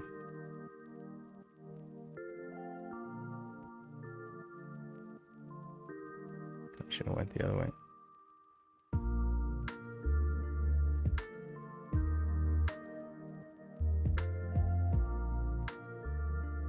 Oh my rubber band. Oh yeah, see. That could get you killed. A rubber band back to the edge. I landed beforehand and then it rolled back. Oh my gosh, of course there's someone here.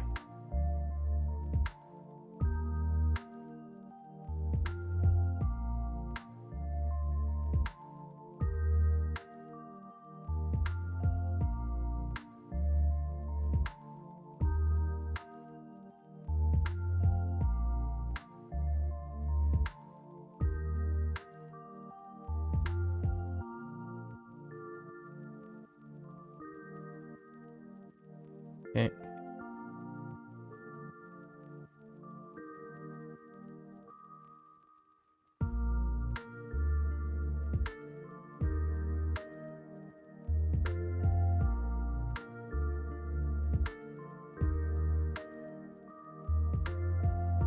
Okay.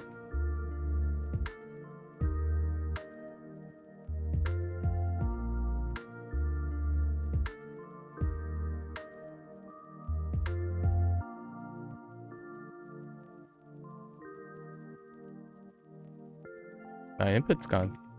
I lost my input. All right.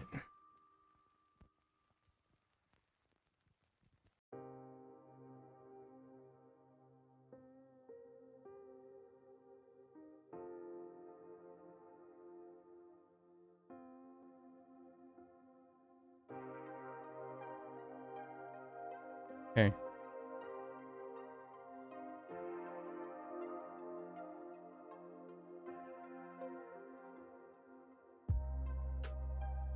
Three does not have a collar.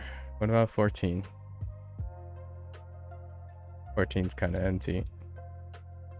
We'll stay here for a bit.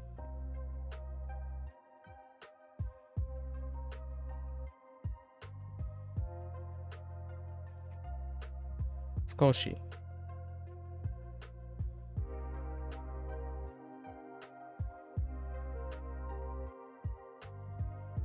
Okay.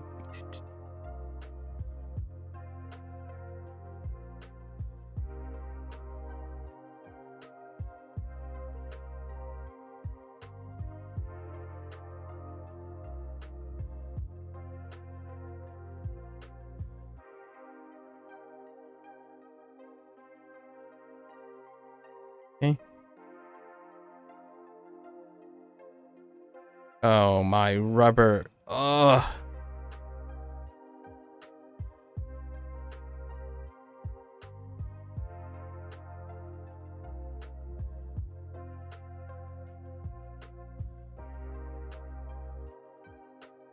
Hello?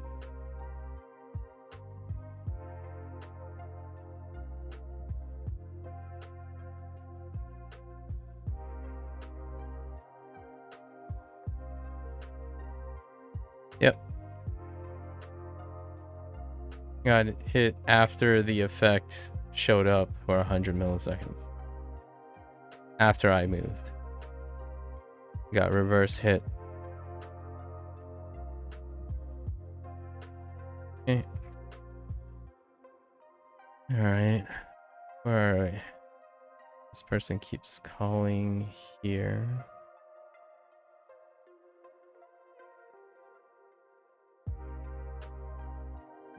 Oh no, it's a BHE. We have some time. Let's go free some prisoners first. A heckin' BHE. Looks like 10 minutes. Let's see if we can get to the prisoners before they complete it.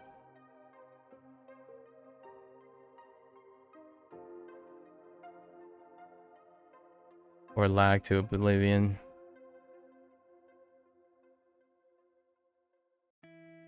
Quick.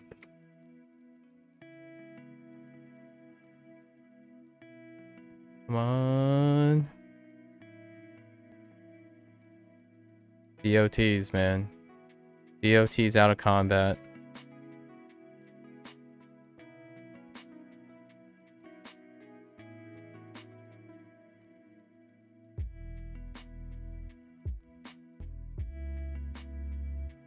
Go, let's go.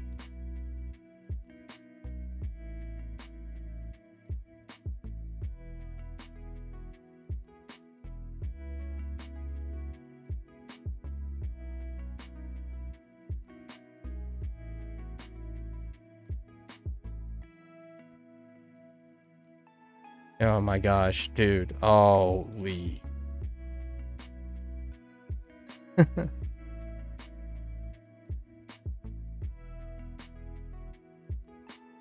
Alright.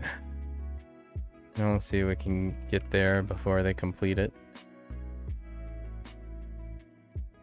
Oops.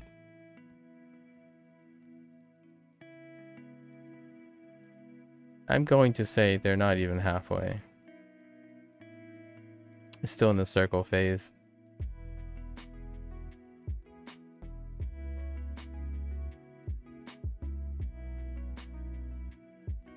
There's someone's vanity pet.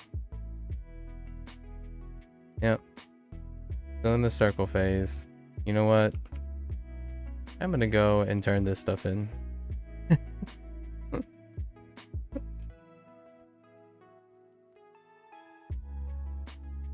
Thing is, internet didn't go down, only Neverwinter. Interesting.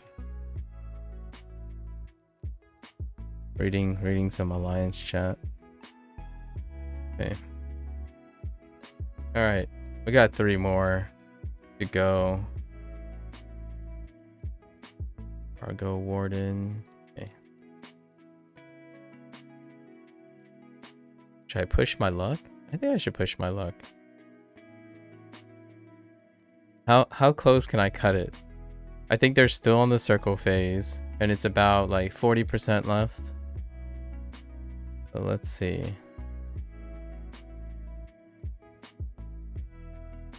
How close can I time this?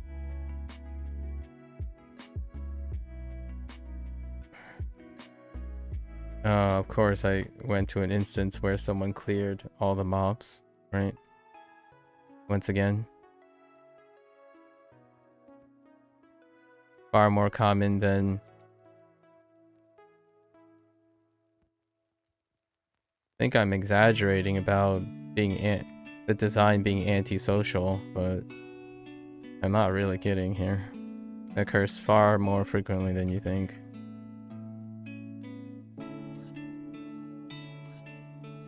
Because of that, it just slows me down. It's not like a good feeling in any way.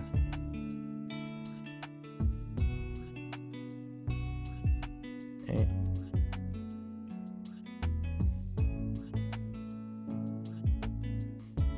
Circles.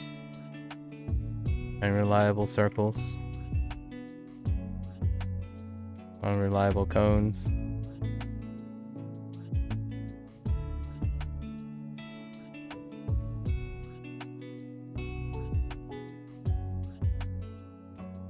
Latency.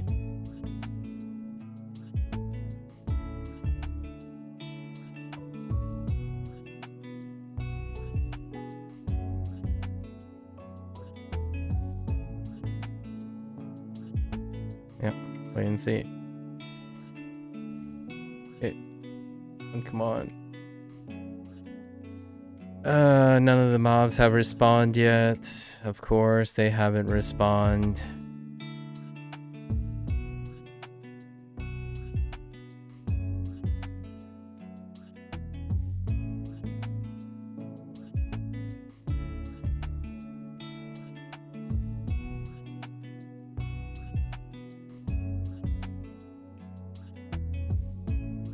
Do these guys count? They most certainly do. Alright, we gotta go back. You're probably at the catapult phase at this point.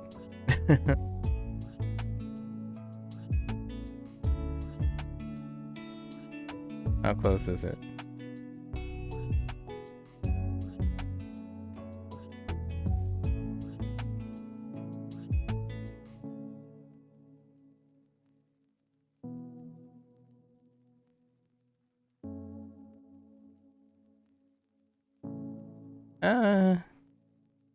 Alright.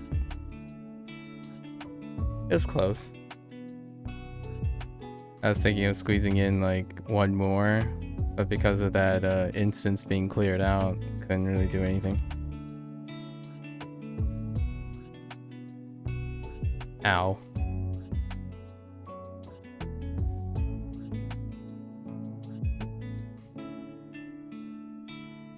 A pendant of...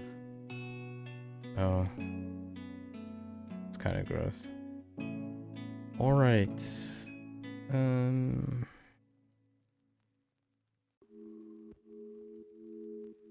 are we gonna go to...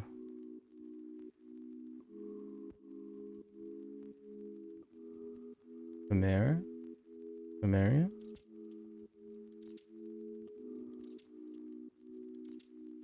Nope.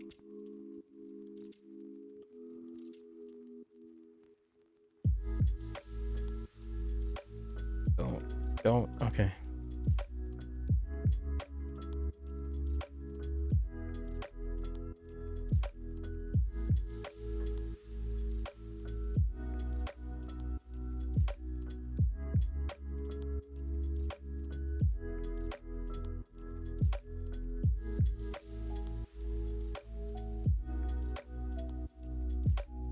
No color.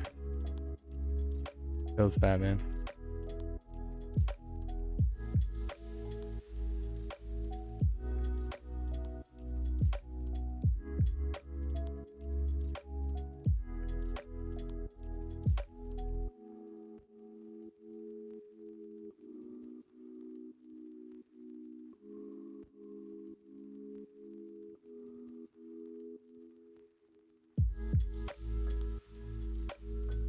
Which one was this again? Oh, wait. Lag? Hello? Thanks, lag. That might be something that's kind of useful. If it's account bound only.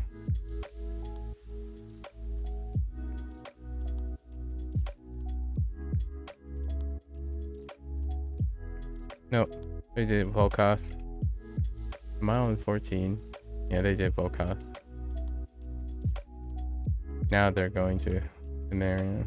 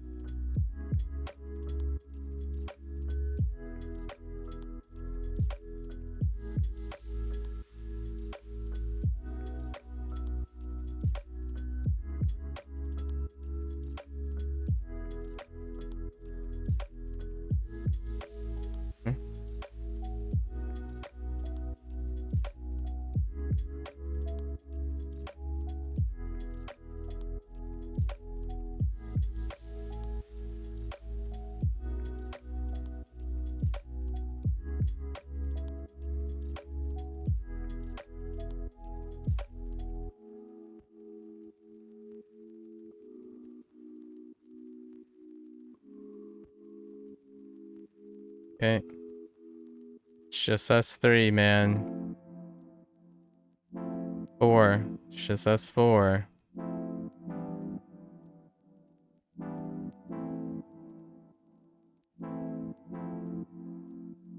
Oh, 5. Okay. Alright, Gradius next.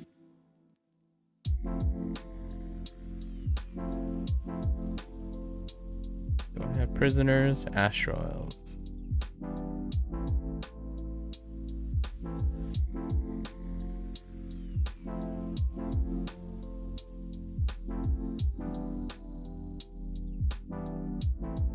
Where are you going?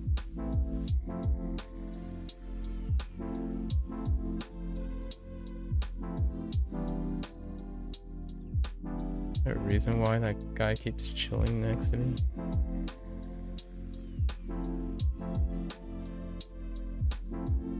Okay. Alright. Okie dokie.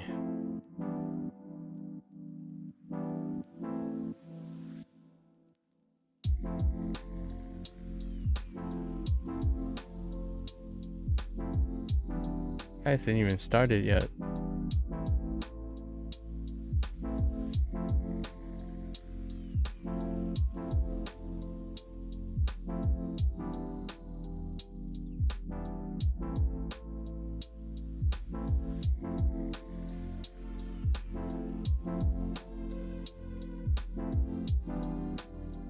You actually just started Chinese too, Jamie? Nice. Welcome to the fold.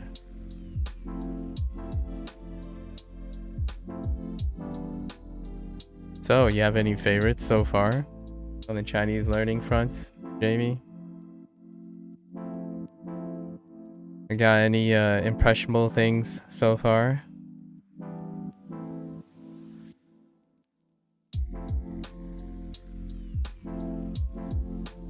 Nope. I can only say I am dragon so far.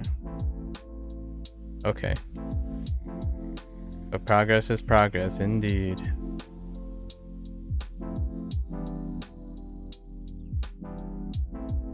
What is dragon? Dong? No, it's not Dong. Shen? No. I actually don't know what dragon is. Yeah, I don't know. Oh, it's long. Oh, okay. I'm like, because Shenlong, right? Shenlong for Dragon Ball Z. It's supposed to be Long, right? It's a Chinese dragon, right? So Shenlong, Long would be the closer. That's my thought. That's why I guessed it. Yes, DBZ. I know. DBZ.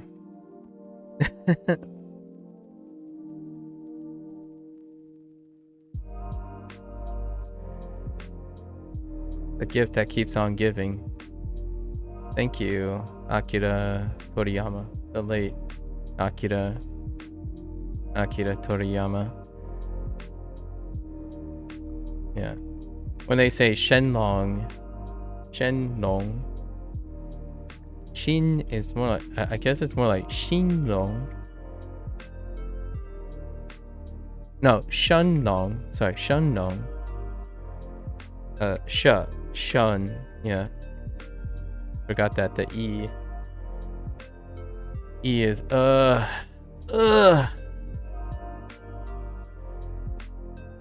last couple of days I've been struggling with the E, I was simultaneously doing Pinyin and Hanzi. So every time I see the I think of you, but it's E.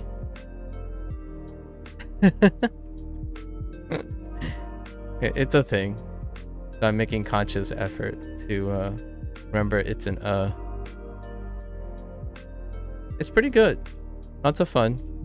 It's a different experience because I have a lot of references. I have a lot of head references. I have a lot of feeling and intuition references for Mandarin. So it's fun to compare and contrast with my feelings and finally putting Pinyin and Hanzi to all the sounds that I've heard pretty much most of my life.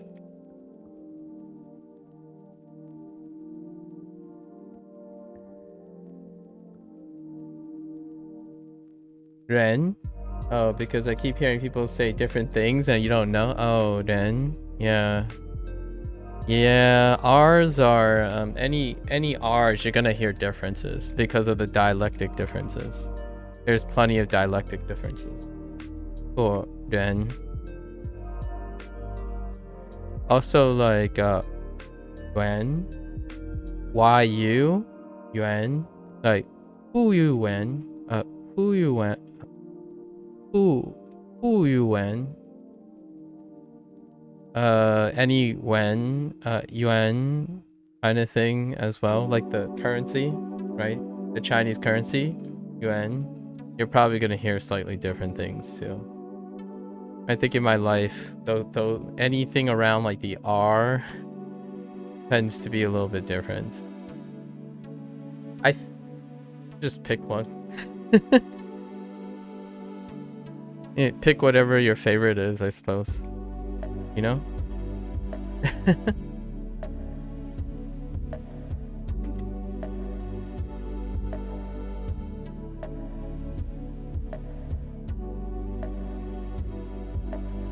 Is the standard R more closer to an American R? I've heard... Oh, you're gonna need tones for that, but let's say it's neutral, right? Those are neutral tones. Ren yen, shen yen. Yeah, if it's like ren, shen, ren, zen, jin, jin. That's a good question. Is it closer to the American R? If you had to pick between Japanese and English, it's closer to the American R then. If those are your two choices. If those are your two choices. If you do den, no, that's way off. Yeah. You can't say den. Yeah, no, not the Japanese R. Yeah, probably Ren is I think it's closer to the American W. Ren. But it's kind of like the combination of the R and the W. Ren. Yeah, Ren. So it's like a R roll into a W completion. No wa, like no wa, Ren. And then the yuan is the Y into the W. So yuan. Kind of fun. Now, the one that I struggled with recently was the in. So the IN and the ING. So like xin, XIN and XING. Xin. The Duolingo like synthetic voices are much closer, and I'm like, I don't know. You kind of get used to it still.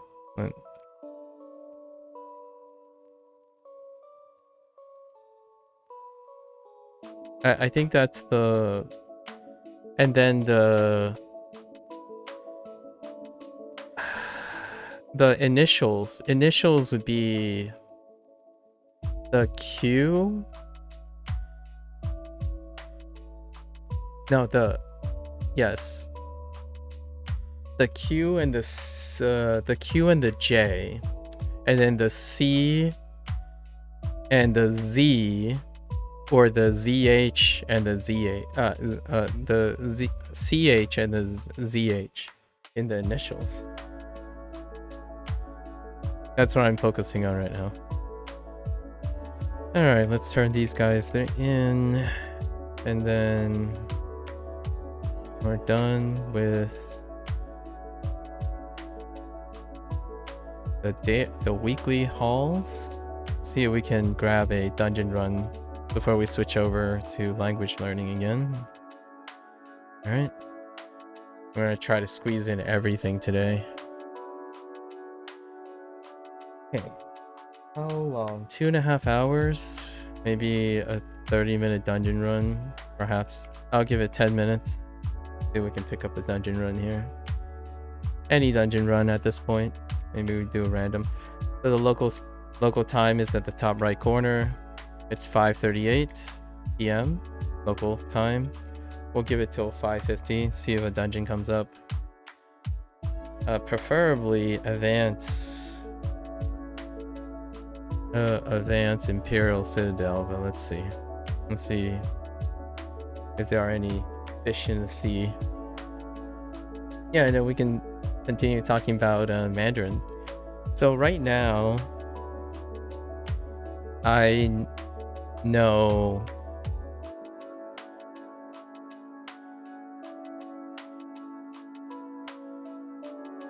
$36 characters in Hanzi,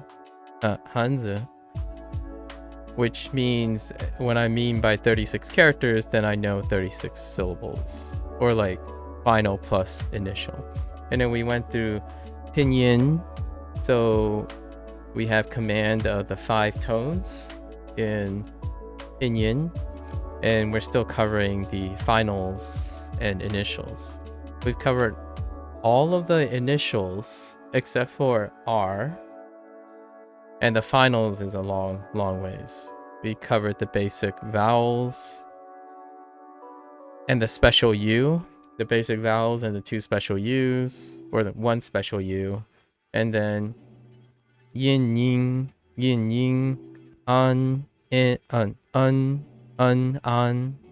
An and and that's it so far. How do you work Mandarin in your schedule towards the end of your studies? It's half and half. So half days now. 2 days per unit in Duolingo. So the day 1 is introduction of the new vocabulary for both. And then day 2 is review of the vocabulary for both. And then I'm doing outputs in English for both on after day 1. Then I'm doing pinging and pinyin and hiragana or any kana kanji for day 2, and then I continue to carry and switch to Hanzi from the pinyin, and then continue writing Japanese. It going into day 3, but I continue to move on. So all the units continue to stagger that way. So that's kind of the schedule right now. Instead of trying to squeeze any attempt to try to squeeze an entire unit of Japanese. So that gives me 3 days of practice on new vocabulary, converting them all to outputting in Chinese or Japanese as it's staggered. For now, that's the working schedule for now, for the next like 25 days. Until we hit day 125 and see where we go from there. And we'll obviously do a review then as well. Mandarin is definitely going a lot faster, which is expected. And then there will be a third language, which is Spanish, right?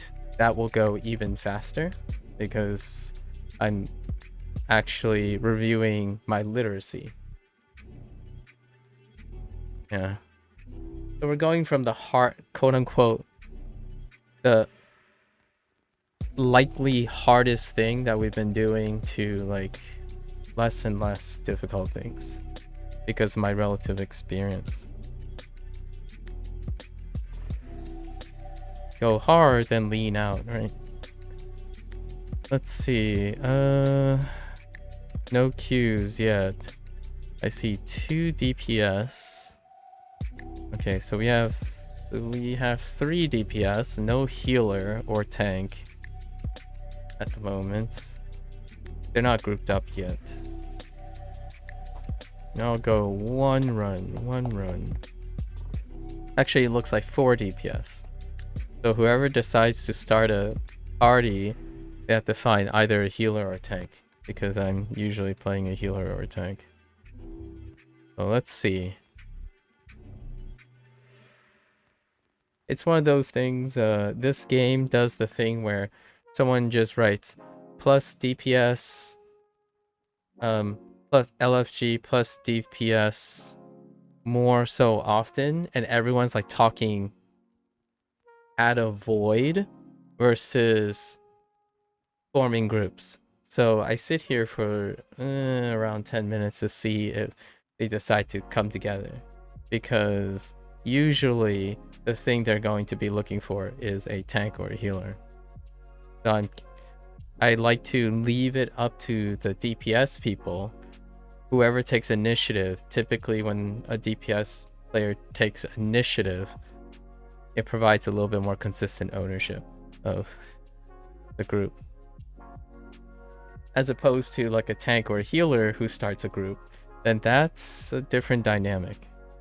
So right now I'm looking to see if these DPS players even talk to each other or can mutually form a group. I think that's my most minimum requirement to joining a group. Otherwise, you get lone stars all the time. Loners, you know, solo mentality. That's what random queue is for. So when the time is up, when this reaches 550, I'm probably just gonna drop into a random queue. Yeah. I'm primarily a support player, so I mean, I don't think I'm pretty sure that's not surprising to you, Jamie. But I typically play whatever is required to make the run happen. So support roles are typically the last roles being filled. Nope. There hasn't been a game in my lifetime where the excess players are support players. So I'll be impressed one day when there is a game that is able to sustain that, or at least even maintain the expected ratio. So in this game, The ratio is based on the Trinity, but the Trinity plus 2. So it's a 5-party team, 3 DPS, 1 tank, 1 healer, right? That's the standard dungeon layout. However, the population is not it's not 3 to 1 to 1. So there's still a deficiency in support players. So that's usually the last thing that gets filled. I don't think I've played a game in a while that was managed to incentivize about a 3 to 1 to 1 a player population. Where in this game, I feel like the current feelings are more, if you selected 10 players, right, out of the pool, if you selected 10 players out of the pool, 8 of them are going to be DPS players.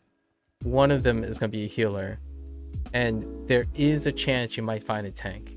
Sometimes you might find 2 healers in a pool of 10, and then you might find 1 tank. So that's kind of the ratio that you see here. So usually I end up tanking. The nice thing is, even for myself, I don't need to organize like a guild. I don't need consistent friends, you know, like people who are playing, so I can hop into anything. The downside is when it comes to the current content, which is this mod, the developers of this game, which now has a name change or maybe an organizational change, we're gonna go with Dika now. It used to be Cryptic, so now it's Cryptic plus Dika, and I think they're just gonna be referred to as Dika from now on. Their philosophy is still the age-old philosophy where they prioritize the best incentives for veteran gamers, legacy gamers, and end gamers.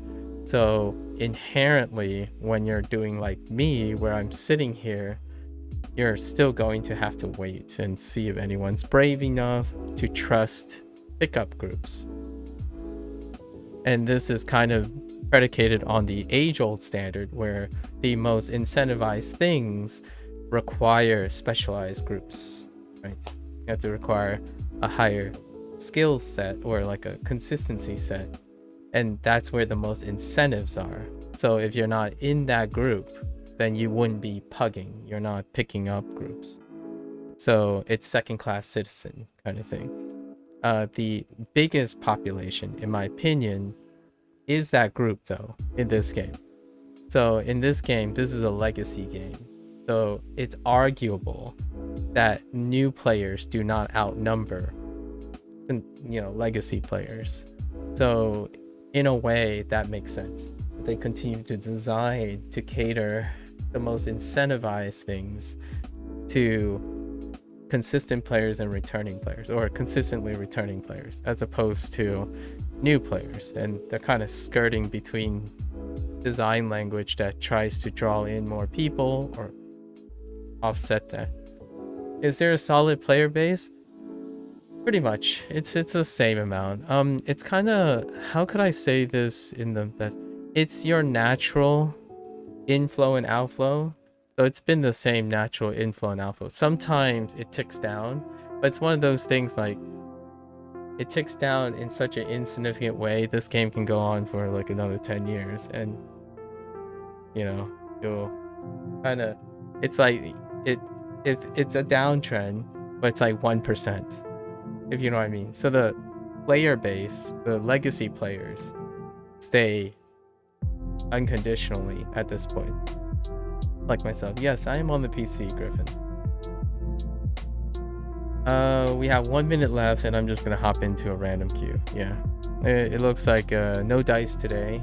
It's week 7, so usually whoever is interested in this stuff has already gotten whatever they want out of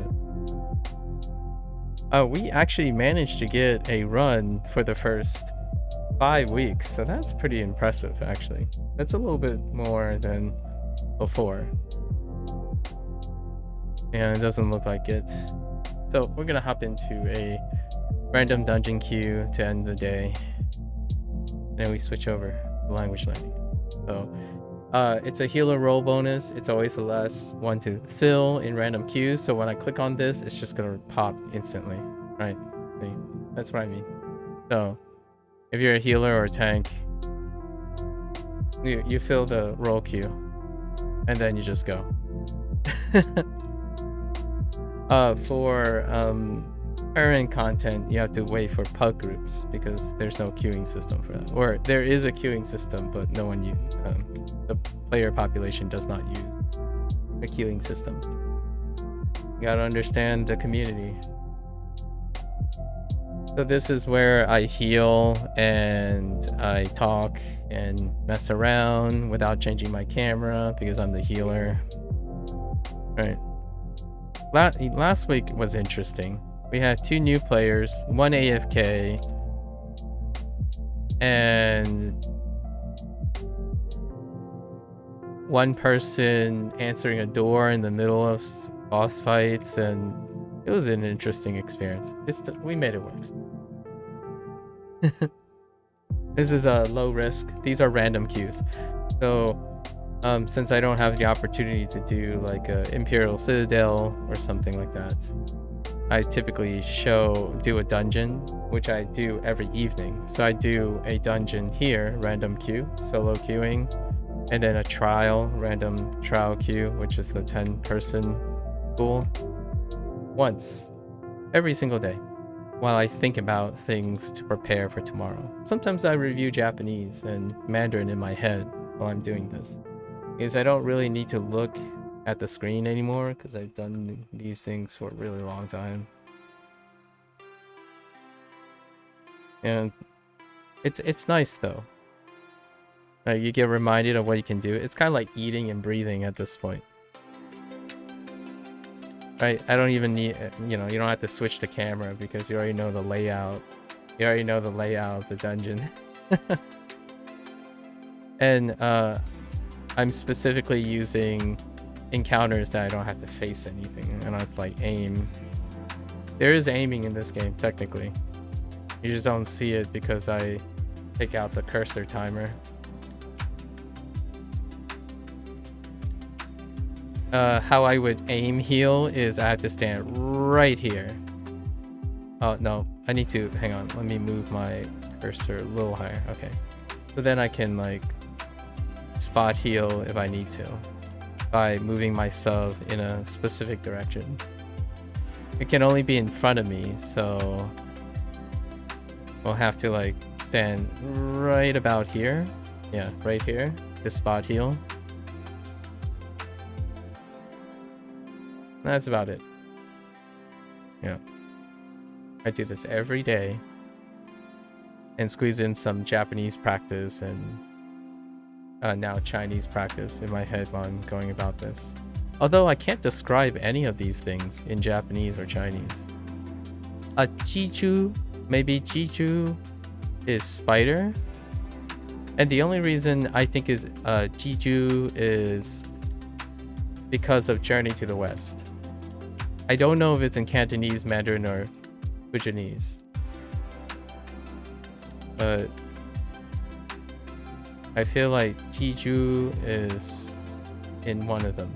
Or close enough for spider. I don't know how to say demon, right? Or devil, like Akuma, right? Akuma.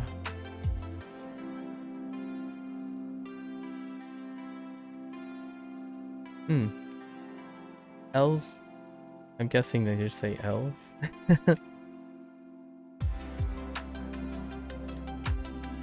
Shield, mace, owl? No, I don't know how to say owl.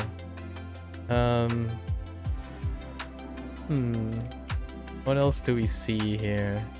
I do this from time to time to keep myself engaged. Whoops, I stepped on a trap. Awkward. Okay. Healing? No, I don't know how to say healing either. Yeah, eventually I hope that I could describe things, right? eventually.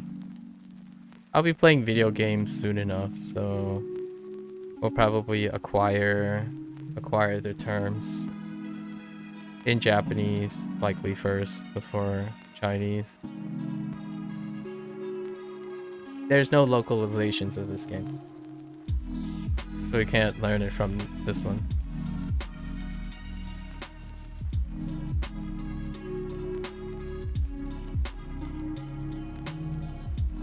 I would have taken Nomaji though. That would make the UI really messy. Even Pinyin would look pretty messy.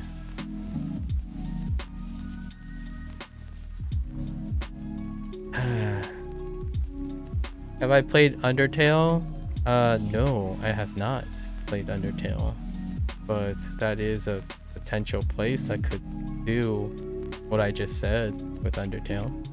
I watched a lot of Undertale. Lots and lots of Undertale reactions and playthroughs.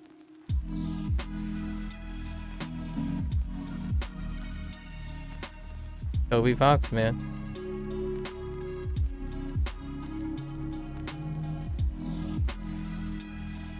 That's a great game to play. It doesn't use kanji, so a bit easier for beginners. It's irrelevant if it's easy or hard, but thanks for the suggestion. There are definitely a lot of games available. Yeah. And yes, you can play any earlier games too. Earlier games, like old school games like Final Fantasy and stuff, use Hiragana almost exclusively. It's easier to read, it's just as hard to understand. Again, I think you're talking to I'm kind of talking at you, but you're not talking with me. It's irrelevant if it's hard or easy, regardless of the content. Right? Language learning is language learning.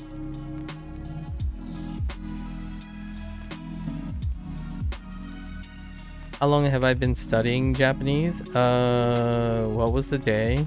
Yes, today is 110, right? So 109 days. It's been 109 days.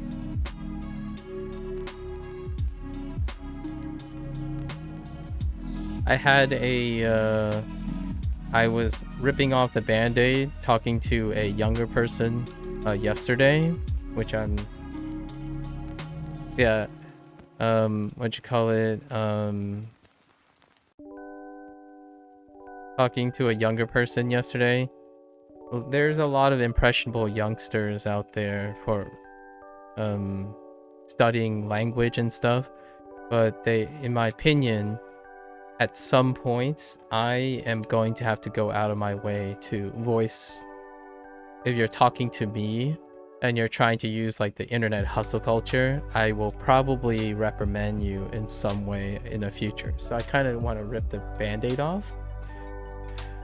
The idea is that when you think of life skills, it's relevant if it's hard or easy. If you're determining things and offering and trying to relate to me based on how difficult things are, then you're projecting your opinion onto me. I'm not young and I didn't grow up in the internet hustle culture age, and knowing how hard or easy something is, it's irrelevant to engage me or convince me to do something. Life before the digital age came with unknowns usually, so regardless if it's hard or easy, if you like to do it, then you should like to do it. Yeah, like that, Nar. If you love the localization, then I would most definitely play Undertale. That is a very convincing argument for me. If you love the localization. I haven't played Undertale myself, so that's a very high possibility. Yeah. The most convincing thing to me when it comes to suggestions is an expression of personal passion. Yesterday, the last 2 days, I've became acquainted with a younger person who is really, really caught up in the internet hustle culture. So they keep talking about deciding everything based on how much they know and how hard they perceive things. The downside to that is when you're working on something, it won't always feel like the same as you're working on things. So initially, you can learn all you want on the internet about what to expect and whatnot. The more you learn, the harder it may actually seem to accomplish. So when you start thinking too far into the future and contextualize the bigger picture, you become more and more nihilistic. It's like, oh yeah, Mandarin is the hardest, the comment was Mandarin is the hardest language, literally the hardest language.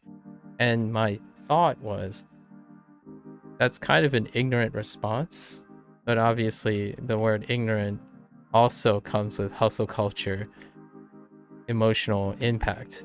But I wanted to really vocalize that when you start thinking about how hard and easy things are, and you love knowing about things, pretty much everything is going to eventually look like it's too hard. Like, for example, if you ask a scientist, why do you do biology? Well, to understand something about how the universe works in nature. But if the scientist stands too far back and look at all the things they don't know, then it becomes too hard, right? So that's kind of a balanced thing. So for myself, if you guys really love something, it's irrelevant if it's hard or easy because you love it. And I am definitely far more swayed by an expression of passion as opposed to attempting to be nice to me. It was misunderstood. My comments about this person was misunderstood yesterday. They said like, oh yeah, don't worry, don't feel bad if you find Mandarin too hard. It's literally the hardest language, right? And my response was like, I get where you're coming from. However, that is a really ignorant comment, because what's ignorant about it is you think you're excusing yourself by saying you have my feelings in mind, like you're being encouraging, you have my feelings in mind, but you literally told me that I would quit because I could possibly find something too hard. That's not my feelings.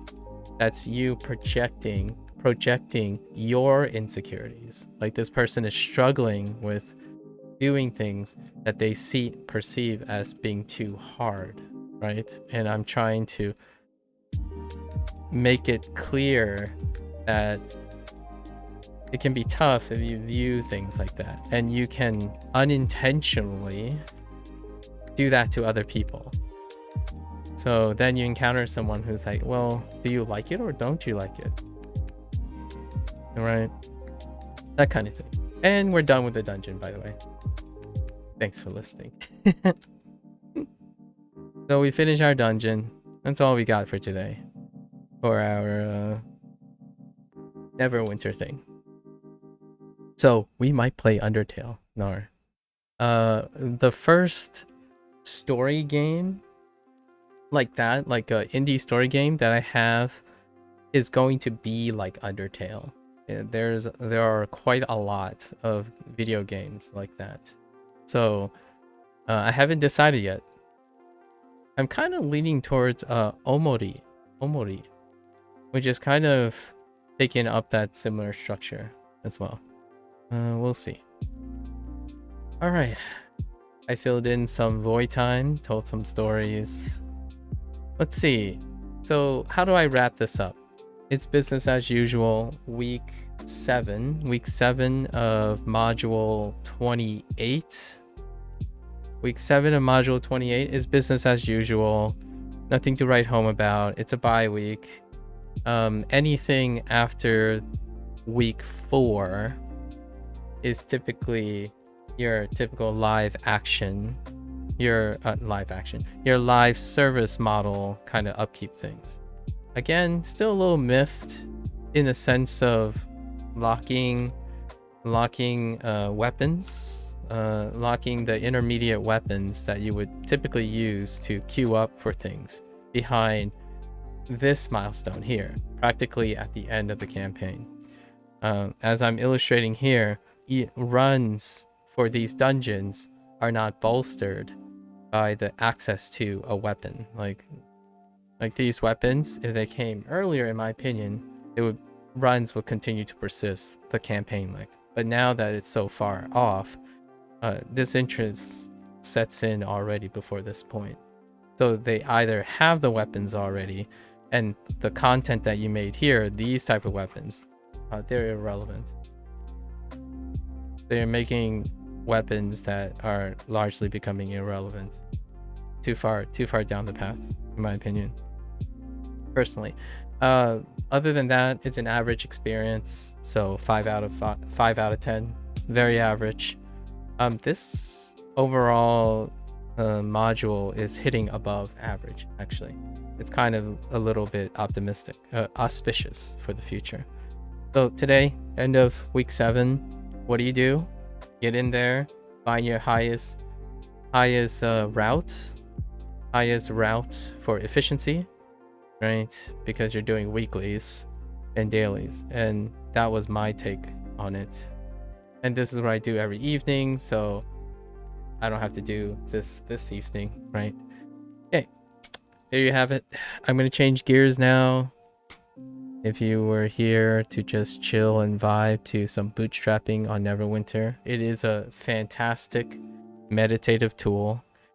I use live service games in order for me to collect my thoughts, think about the current things that are happening in my life while, engaging in some stimulation, some minimal stimulation. So not your hyper stimulated TikTok kind of thing, but more like this. It gives me like some tactility, some things I can reflect on that I'm engaging in, as opposed to like passively scrolling through things. So this is still meditative in the sense that I'm doing something passively, but not as passive as doom scrolling, right? So this is my form of meditation most of the time. And I have lots of objects like trees, right? Ki, tatemono, right? Is there anything else? There's a tori around my character, right? So there are things that I can incorporate when I'm learning Japanese and Chinese. So I'm slowly filling in all the stuff, even if it's not in Japanese or Chinese. So meditative tools. I also play PSO2, right? NGS. So whenever they have a story update, I go there. I don't know if the international version has Japanese UI. It might just be the Japanese servers. And then I play Hearthstone. Actually, I might be able to turn Hearthstone into Japanese, actually, because Hearthstone is international. So there are other ways. I play live service games to get into meditative. So instead of literally meditating, this is what I do. And this is a meditative week. Everything, the next 3 weeks is pretty much more meditative. So I'll probably end up talking about Japanese and Mandarin when I get the chance. Thanks for hanging out, folks. Might not be the standard content. I don't cater to min-maxers, and like most things I do, it's not about being good. It's about enjoying and then maximizing all the things going on in your life. So playing Neverwinter isn't just an excuse to play Neverwinter. It's a way for me to do anything I want. So I can talk about Japanese and Chinese, learning them, because those are my current activities. All right, folks, thanks for hanging out. If you're here for Neverwinter, just vibing, there you go. I'm gonna be switching gears. So that concludes week 7. Thank you. Now catch you next Monday on the next reset.